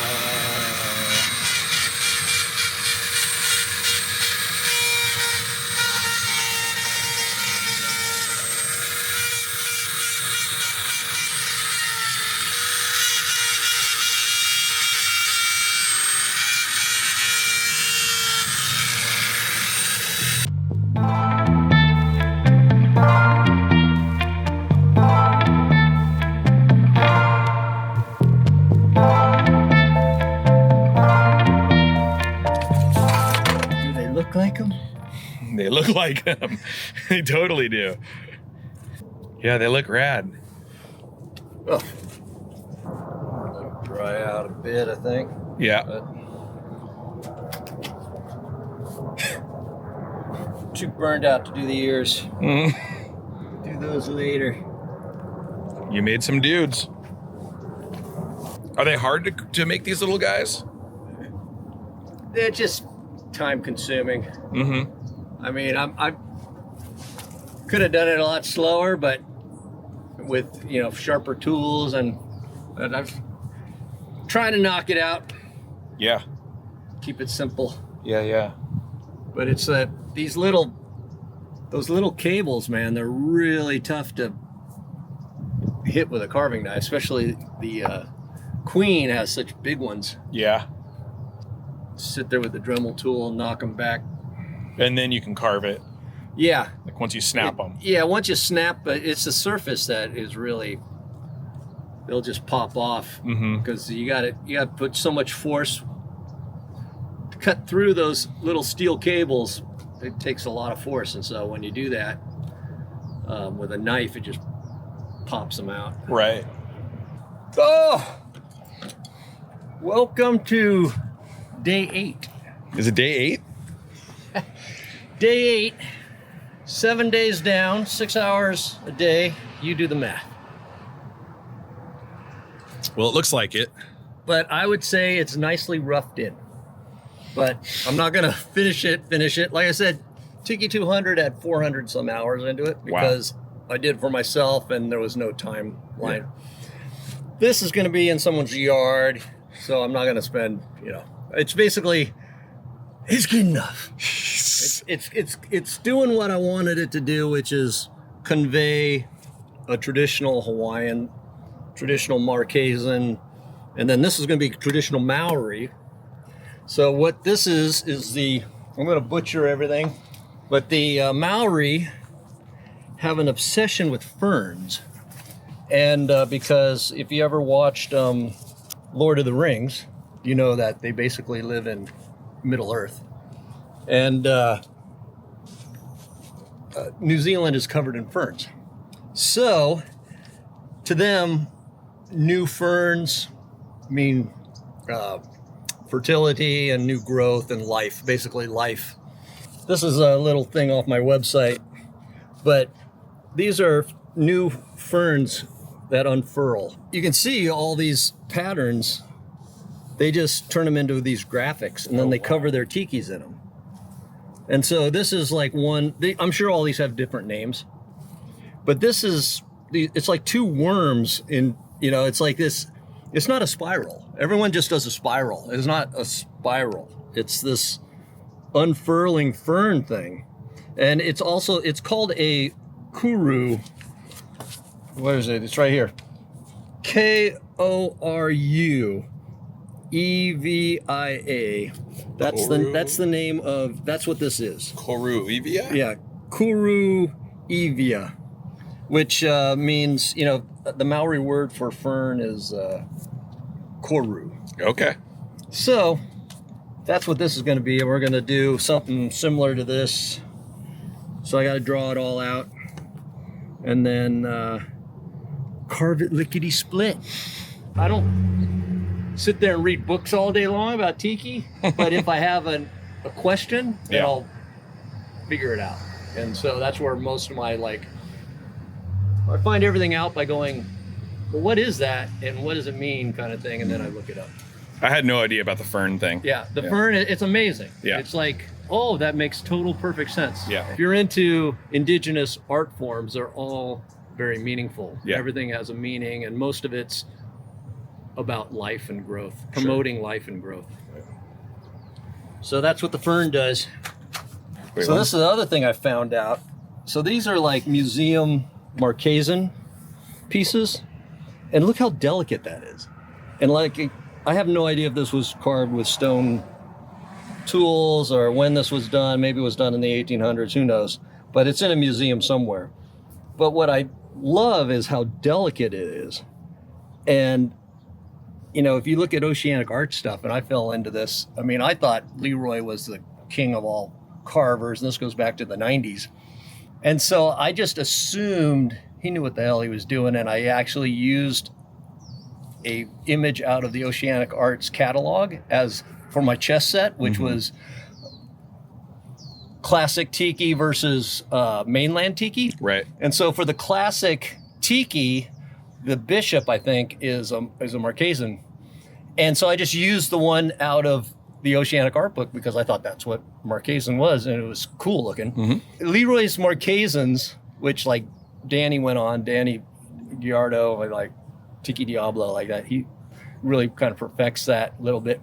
Deeply cut. Real Marquesans don't look anything like, I've never seen, I don't know what he used as his reference, Leroy particularly, but I've never seen a museum piece that, oh, that's what Leroy used as his. Right. So it's cool because that's what artists do. They adopt stuff. I mean, they were the original AI, I say. Everyone's pissed off at AI, but AI is just doing, a machine is doing exactly what artists have done since the caveman days, where they see something they love, you know, and then they gather all this information and then they put it into something new, you know. Right. Anyways, that's what. Is it that their Marquesans are like so deeply cut, like so pronounced? Yeah, I mean, it's basically what artists do is like, it's got to look good in a tiki bar. Sure. And so, you know, you just make all the cuts deeper. Plus, if this was done with stone, you know, with a stone adze or something. I mean, this is a small figure like this big. Yeah. But, I mean, before Captain Cook showed up, they were using stone tools. You know, you can imagine carving hardwood with, you know, with whatever you got. Rocks. So you're not going to go super deep cuts. Oh, sure. Yeah. Yeah, it makes sense. And I mean, they didn't have sandpaper as far as I know. So they're like using stones or whatever I mean, that's something that the more I talk about it, the more I have to research it so I know what the fuck I'm talking about. But that makes sense. I don't really know the history of Hawaiian or Polynesian carvers. Right. I just know that if they got metal, it was from a shipwreck before Captain Cook showed up, because Captain Cook basically discovered most of the Pacific. I wonder if anybody knows the history of the carvers, because Well, so I read, so all my research is done flying to Hawaii because the Hawaiian Airlines magazine always has really great articles. So I found out how to make tapa cloth in there, and then I found out the history of Ku, which is, he's not the war god, he's a benevolent god of gods. You know, Okay.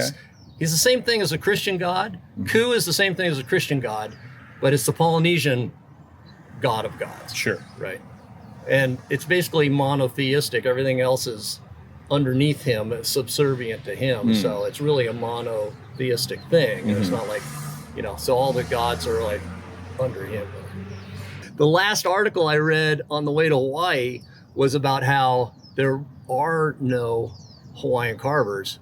And they actually, the University of Hawaii, I think, wanted to do a program, and they had to hire a Maori guy. Oh. An expert Maori guy who had to look at the Bishop Museum pieces and deconstruct how they did it. Sure. And turn it into lessons and teach young Hawaiians how to carve.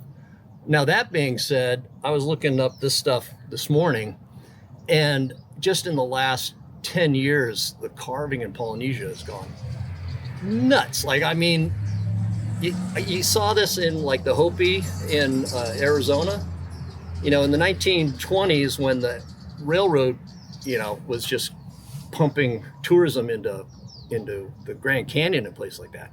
The Indians there, or the indigenous people of the Southwest, turned their folk art into a commodity. Sure. So kachinas were just this little, really primitive, just rough kid's toy.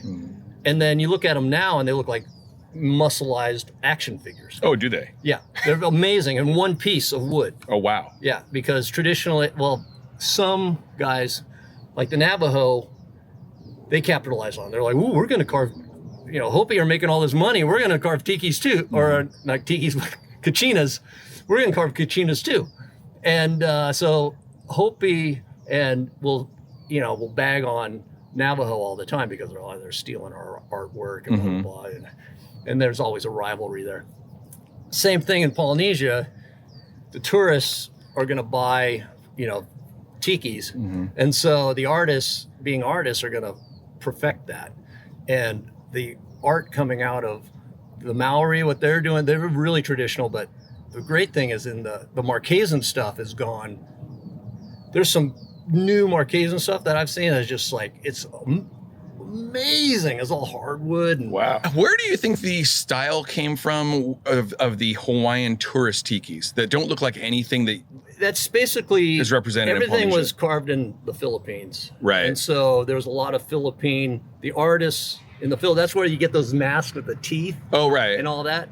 That was super popular in the 90s. Basically, tikis, if they didn't look like Florida style, Wayne Combs stuff, they looked like Filipino stuff with sharp teeth. Like Balinese. Balinese. Right. Yeah, Balinese. But I'm talking about, there was another style that didn't look like either of those that was very much like a tourist thing you get in Kauai or... Well, the Samoans kind of took over the industry. So almost everything in the 90s was a Samoan. Oh, okay. By a Samoan. And they took, and it's for production. So they figured out how to do it quickly. And, they just look like, it is what it is. Yeah. But it doesn't look like this. Now, like in the night, what was funny is when the Tiki revival happened. Yeah. And there was this emphasis on traditional Tiki, all of a sudden, the commerce people commissioned real looking Tikis. And so KC was one company. They did a whole traditional Ku and Lono and Cane, and they do all just like kind of what Coco Joe's was doing, but they did more traditional stuff, not stylized stuff. Right. They took the museum pieces and reproduced them for public, demand. And so you see a lot of that now. And then now the Samoan guys are carving traditional Kus and stuff that look much more like museum pieces. Sure. Even what you were talking about, like having to teach the Hawaiians how to carve Hawaiian again, it's kind of what happened with Don Beach when he opened the international marketplace and nobody knew how to carve tikis anymore. Yeah. So he had to bring people from California over. Oh, right. Yeah. Crazy. That's interesting. Yeah. Yeah. And I think it's just a product of the missionaries like tearing away their culture. Oh, yeah. Well, that was the whole thing, is that the wood pieces, that's why the 3 Ku are the only Ku that left. And because they were carted off as soon as possible by guys who were like, ooh, Right. And, one, like I said, British Museum, the Peabody Museum, and then the Bishop Museum got one. Yeah. And, but it's wood. I told you what happens to a VW car there, in the tropics. So a wood piece just disintegrates and disappears. Yeah, totally. So there's very few pieces left, from antiquity. Right. And so you don't really know what they look like. And then the missionaries put a stop to all of it. Yeah, totally. And then that goes back to like my first trip. I went over there in '98, and there was no tiki in Hawaii, in Waikiki. No, totally. It's either sacred or profane. So in the '70s, it became sacred again. Yeah. And, it's always been profane because of the missionaries. Yeah. So you were two sides of the fence. There was no pop culture tiki. And now all these California artists and such moved over there and started creating tiki art. Yeah. Which is pretty fucking funny, it's been 15 some odd years now. So it's pretty prevalent over there. There's a few bars that have popped up, but still, it's like taking sand to the beach, basically. So yeah, it was funny. I basically learned how palm trees grow because of Tiki Oasis. How so? So it started in 2000, right? Or 2001 or whatever it was. Yep. They did the $1 million renovation, but they left all the volunteer palms next to the pool. And so I knew when they started. And 15 years later, I'm like, oh, that's what a 15-year-old tree looks like. And now they're 25 years old, and you go there and they're like, oh, that's a mature palm tree. So any palm tree that's like 3 stories tall is only around 15 years old. Oh. And I've tried carving those things, and they literally turn to dust. Oh. Yeah. Interesting. I mean, there's a whole thing with palm trees that, like, ask Tiki Ray, when he moved from California to Phoenix, he's like, these desert palms are hard. Oh. Because if a palm tree grows up in a yard like this with a lot of irrigation, it grows fast. And it's not very dense because it's just basically all water. In the desert, it never gets water. Right. And so it just grows super dense and super hard. Mm-hmm. And so, yeah, the best palms are like in Phoenix. Or Palm Springs, Yeah. I heard Leroy said the exact same thing to me. He was like, oh, yeah, the best palms are out in he goes, oh, that's a good desert palm. Oh, wow. Yeah. So people ask me to carve these all the time, and I'm like, how old is it? Uh-huh. Is it near irrigation? So, But this thing's been all right. dude, it's going to be pretty tits, I think. Yeah. Like I said, it might crack and it'll fall apart, and then dust to dust, ashes to ashes. Oh, God. Hey, castle's made of sand, man. That's what's cool about the old original, because Southern California. In Florida, they disappear in years. Ask anyone at the Maikai. But in California, like all the Leroy's stuff, they just melt into the ground slowly. So by the 90s, they were just heads. Like that, like the mug you're doing for the Breezeway Getaway. Yeah, his whole body's gone. That was a 20-foot sculpture, and that's just the heads left. I know. It's tragic. Funny. Not what you do in Queen Palm. Oh. So these, just lost this little earlobe thing, but that's what glue's for.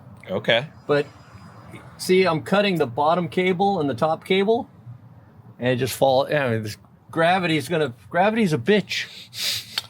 And like I said, it's just so fibrous that you put a lot of pressure on those cables, and they don't, Yeah. they bend and tweak, and just very slow, deliberate, very sharp tool. AKA shitload of time.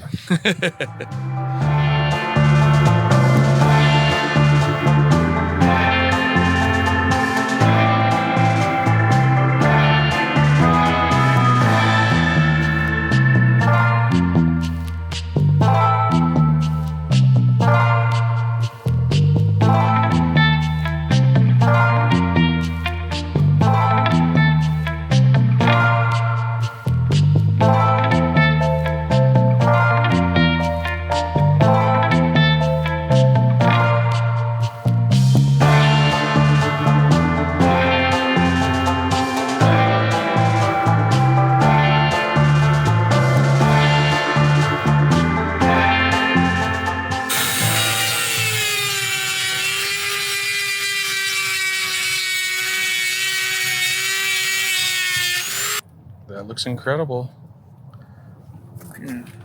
Put some lights up. Put some lights out here. I finished tonight. But we got Turkey Day tomorrow. That's true.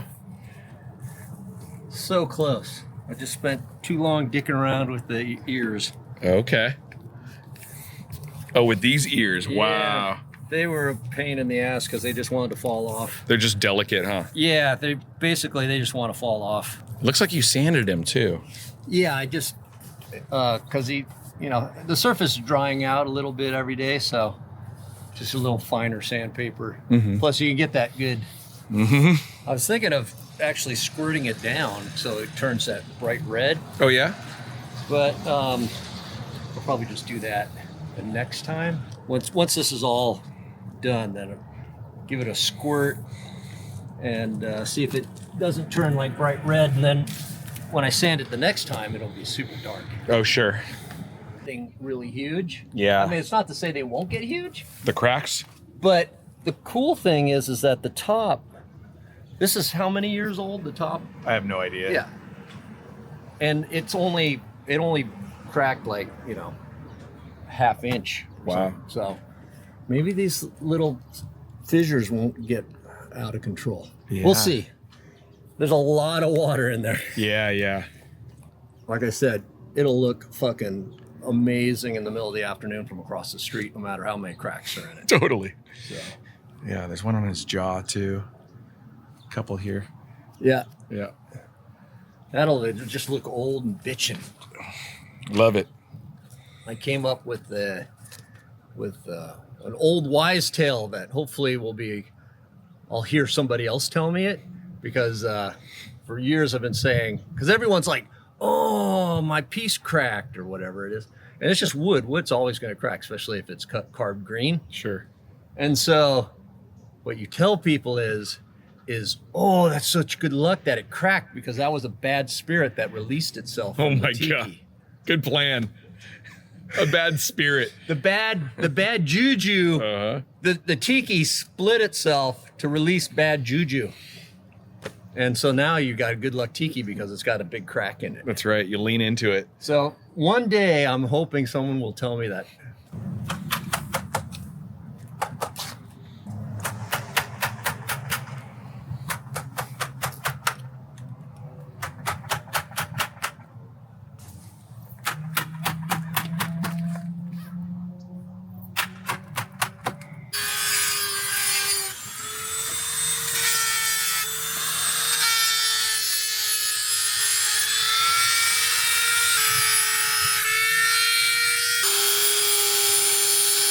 Should have had you proofread this, because I usually spell my name wrong. Do you? I'm like, God damn it, I did it again.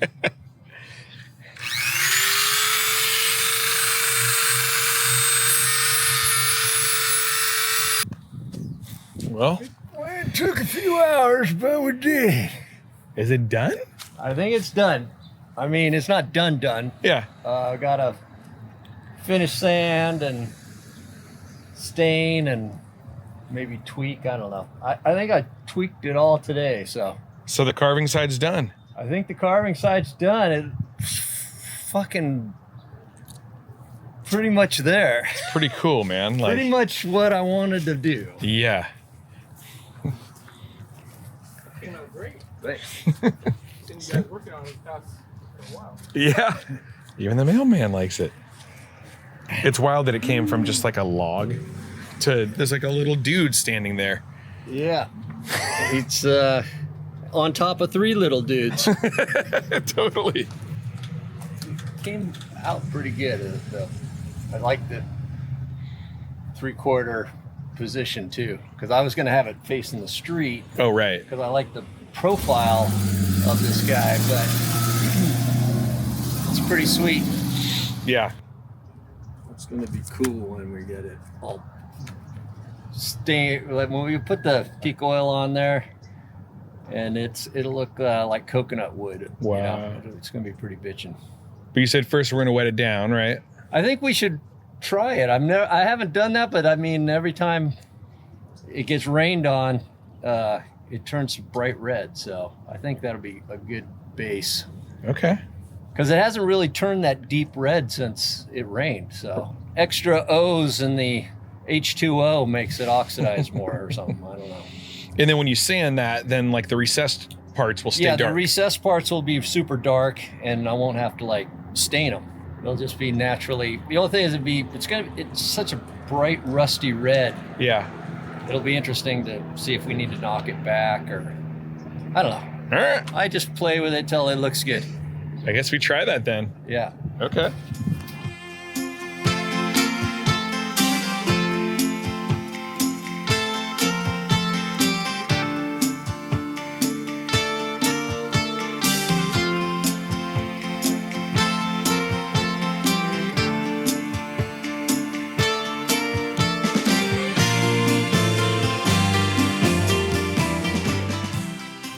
He's all shiny now. That's what it'll look like, basically, when we put the tung oil on there, or teak oil. Yeah. Tung oil I use indoors, teak oil outdoors. Okay. Take like 3-4 coats. We'll just build it up. And you said you don't want it glossy, so we'll see how Yeah, it sure. goes. But the sun will beat it up, you know. Oh, I'm sure. I don't know if I want him as dark as the other guy. You know, I want this thing to stay nice. But if it gets dark, it'll be cool too. Well, the cool thing is Tikis are all bitching no matter if they're beat up or pristine. Totally. They're just always looking good. It's beautiful, man. It's really incredible. Yeah, it's gonna be a good one. Number 300. Damn, dude.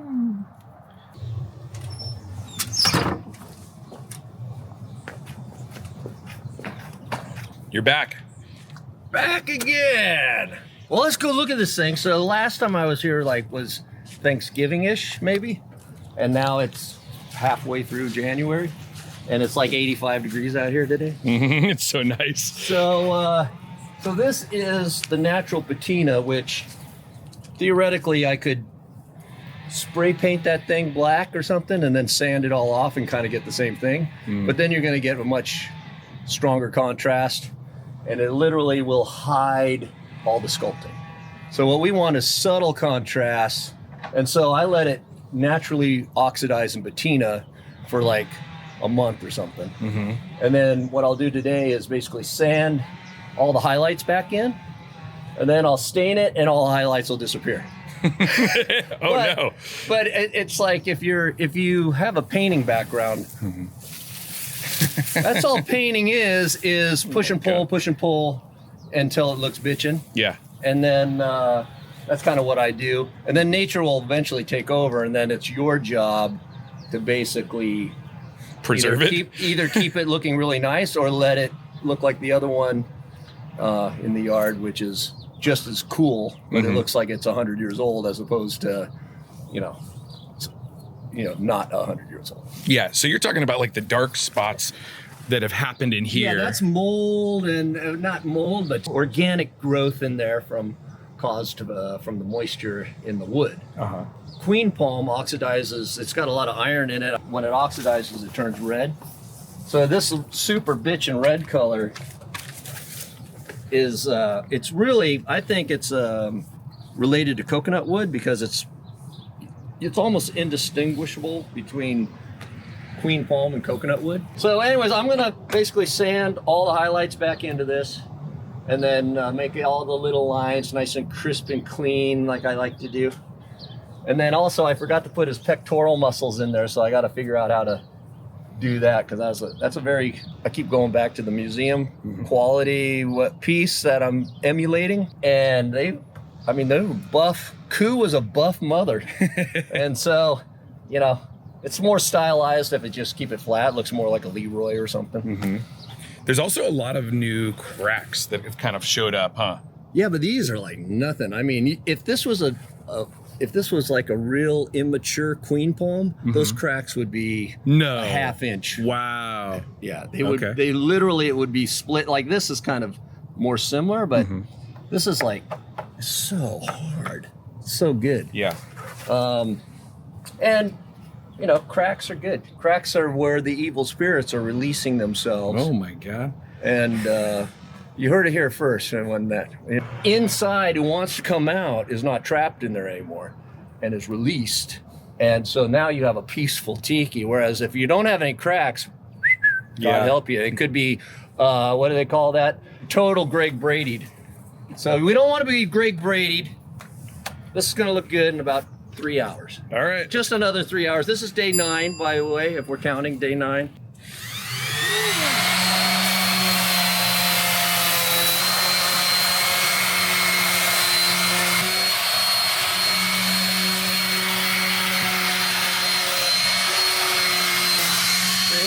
That's what we're talking about. Oh, wow. So once I put oil on there, it'll knock it back, but then when it dries, it'll come back. Wow.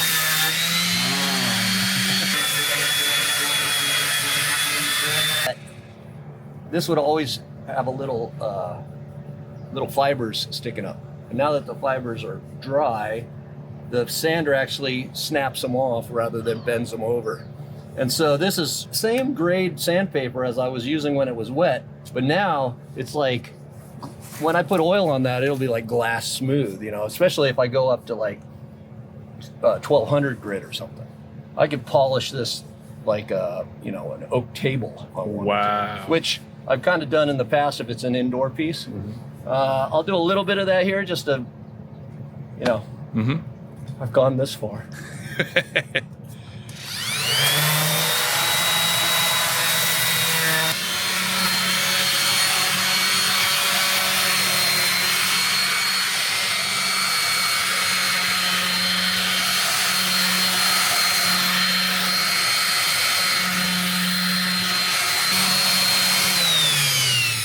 Little piggy.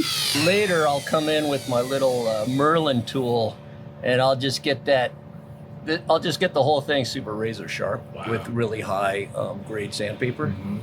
And then as the sun hits it from a distance, you'll just get that pop, which if it was just all matte and rough, you would never get that. Right, totally. You can really see in his jaw, like the contrast come out. Yeah. And that'll disappear when we oil it, but then it'll come back when it dries, and then it'll be a push and pull kind of thing. Cool. The subtle variation between the natural, like I said, I could paint that black or burn it, but then you're going to get a super high contrasty thing, and from a distance it's going to look flat. It's not going to look 3D. That's just experience. I'm like, totally. oh fuck, I fucked it up by burning it. Oh really? So I don't burn them anymore. Wow, okay. Interesting. I mean, I burn the fibers off in here. Sure. And you want that really dark in there anyways. Those giant Greek statue like David and all that shit. But this is back in the Hellenistic or the classical Greek days of the Parthenon. Oh yeah. And those things are twice as big as normal people because they're so far up in the air. They wanted them to look 6 foot, so they figured out the math, and they're like, it's so many feet up in the air, it needs to be so big to look like he's 6 foot tall. They figured all that shit out. Wow. And then, but the back of each sculpture is perfect. And it's 30 feet in the air, no one ever sees it. So I have that shit in my brain where I'm like, everyone sticks my tiki in a corner and they'll never see that the back he's got a beautiful ass. Because I made a beautiful ass because every tiki's got, and then, like I said, the ones in the museum have all got beautiful asses. So if it's good enough for the Hawaiians, it's good enough for me.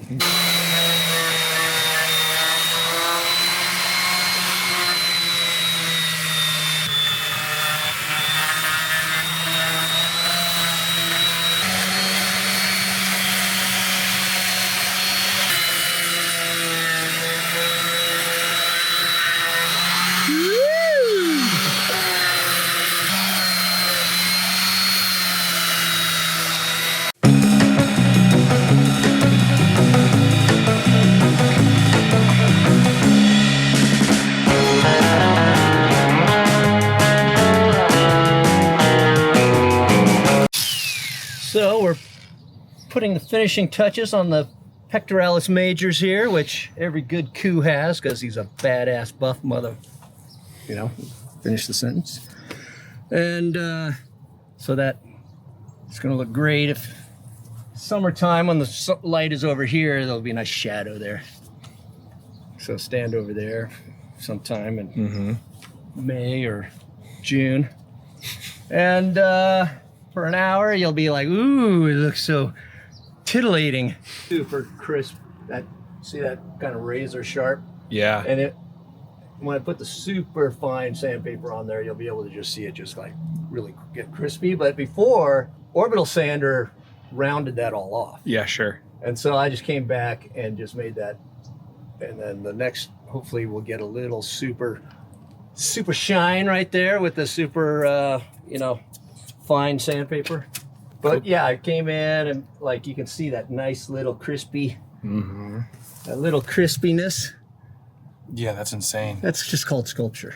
And then also that's just called put another few more minutes into it, pal. Exactly. So if you get on this side, you'll see the shadow. Like this angle. Yeah, you can. Super crispy.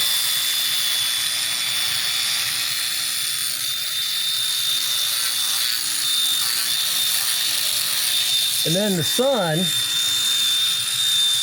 that's why everyone's like, why is it so, I'm like, it's a straight line. If it's not a straight line, it's not, and the sun doesn't lie. And then we can just highlight a few things here. Super crispy down here. Get that little.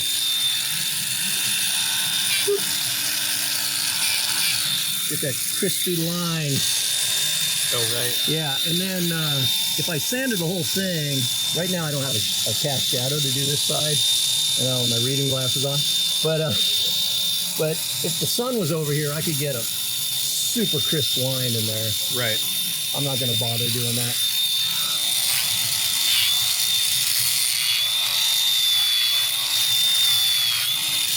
Come in and zip it up. So now it's super crispy.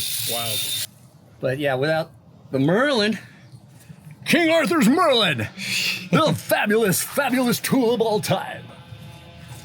Actually, famous Dave's Tiki's of Riverside turned me onto this like 15 years ago. Really? He's like, Al, you got to get one of these. It's a little mini angle grinder. Wow. But it is like $300+ and you burn them out every 18 months if you're like me and you just like run them for 4 hours in 90-degree weather. It's like this gets so hot you can barely touch it.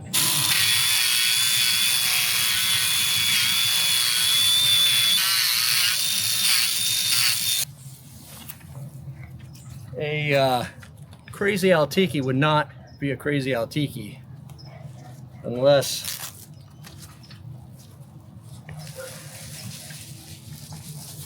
there was a accompanying, not done yet. Still have to put the trunk detail in the bottom. That's incredible. Woo! There they are. Oh my gosh.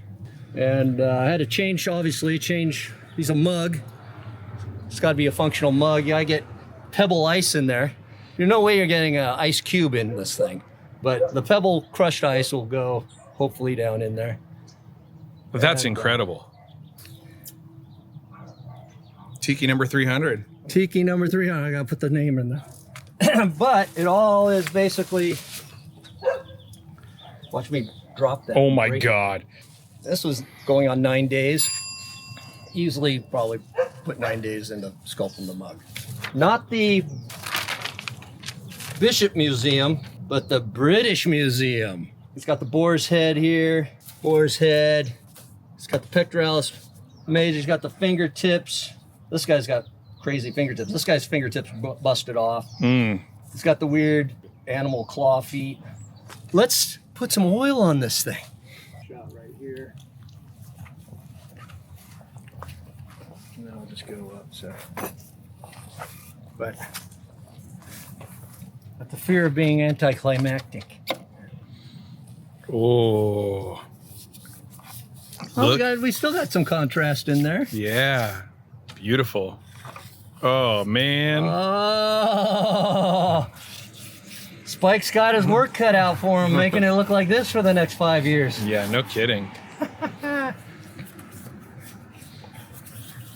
But yeah, we're getting some good color contrast in the little Giuseppe marks. Now I could have spent a lot more time putting little Giuseppe marks in there, but I've given you all I got. So what's the recommended schedule for keeping this thing looking like this? Well, like I said, that other client was every 3 months he was putting a coat on, but then you're going to build up something that's going to look like a marine varnish layer, Sure. which eventually could crack and peel off. In Southern California, for sure, you're going to want to just keep up on the sun damage. Like this side, in 10 years, this side will be irradiated. This side will look like nothing ever happened to it. Wow. And it's just the power of, you know, that big nuclear processor up in the, you know, up in the sky. It's like, it basically, there's no difference between caring for this and caring for teak wood on a boat. Mm-hmm. Ask anyone who's owned a boat how much work it is to keep their wood, you know, nice and like, they're constantly putting marine varnish. That's why marine varnish was invented. Right, sure. If you are familiar with the pirate movies and stuff, or into the big tall ships, they literally was a non-stop pig grease, and they literally all the wood was greased to Damn. just keep the elements away from it. So It's a lot of pigs. you basically want to seal it. I never use marine varnish just because the Southern California sun will turn it white. Oh. And then you got to put a new coat on it. It looks beautifully new. And then, you know, next year it's all white again. Mm-hmm. And then within probably 2 or 3 years, you basically have a fiberglass tiki Wow. instead of a wood tiki. Sure. You know, and that's I just avoid that. And your corner tiki over there is a testament to it. Just looks bitchin' antiqued. Yeah, totally. So you can't really. It's just kind of personal preference. But this is But such a this different is- thing. Well, this. This is like fine artwork. Well, I mean, this is, like I said, this is Tiki number 300. I would never find a client that would put this much money into a front yard piece of art. You know, Yeah, this sure. is a yard art. Right. This is a special thing, but also I knew that Queen Palm has this beautiful coconut wood type thing. And Mexican fan palm will do that too, but it's not as like rich. Okay. Your fibers aren't like looks exactly like a coconut spoon kind of thing. Right, totally. Whereas it's it's hard to find a Mexican fan palm it's that mature to do that. If this was a traditional piece of yard art, I would use like I said, used motor oil or something like that, and it's just going to turn black with a couple coats. A couple of years into it, it'll just be black like a old Oceanic Arts 50-year-old tiki, which is in itself really cool. Yeah, so it totally is. it's really up to the what you want it to, how much time and effort you want to put into it, I guess. Yeah. This is just such a different thing. This is such a higher level of artistic. Yeah, I gave you Ability. a project. Yeah. You're used to projects, so I'm like, the breezeway didn't look like the breezeway 4 years ago. No, for sure. So I think you're up to the task, and that's probably one of the only reasons why I would even think of doing this, is because someone's going to appreciate it. Like I would never, like I said, I'd never find a client to pay me to do this. Maybe if you're out there, this is kind of a special thing for the YouTube audience. Like I do shit like this for friends all the time. Like all my best pieces, friends own. So. Do you want to talk about numbers at all, as far as if somebody wanted to hire you, or? It's something like this is probably a couple $1,000 a foot. So you just add up the hours and average out what I think, how many hours, something like this is. Yeah. I've done this enough times that I know almost anything worth putting my name on is 50 hours. Okay. Then anything over 50 hours is just kind of shit that only I would notice. Yeah. Everyone notices it, but you have to get like someone real crafty person to be like, oh shit, look what he did here. Right. You know, like it's fun. One of my favorite stories is like Kirby would literally look at my pieces like this and be like, how'd you get so deep? You know, and I'm like, well, you just hit it 20 more times with a chisel and it's going to go in that much further. But it's about patience, though, Yeah, and it's knowing your tools. patience and dedication to your craft and trying to find a client that's going to pay you for it. Yeah, totally. So what are you using? Oh, I basically found that this is a name brand that goes back years, and this is like, you can buy the I haven't seen it by the gallon in a long time, but it's like $50 a gallon. Which is why I'm like, I could tell people they could just use used motor oil if, you know, hopefully they have a vintage VW shop and you get like 3,000 to 5,000 burned, you know, real amber oil, and you put that on there and it looks like you just put maple syrup all over it. Wow. But it's the carbon is giving you that color. And like I said, 3 or 4 coats into it, it's going to turn almost pitch black because of the carbon, you know. But the bugs are going to stay away from it. The oil, you know, water's going to not like it. And bugs and water in Southern California are your biggest.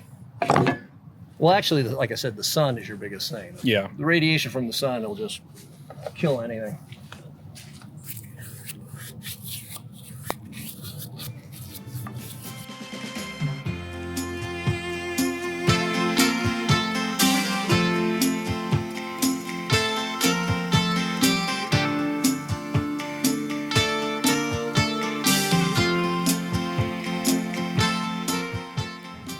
Damn, dude. Amazing work.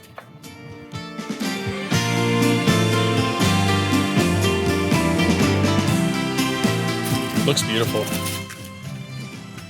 Yeah, those little dudes are fun. I knew the patina on them were so dark. Yeah, It's really bitchin'. it's so cool.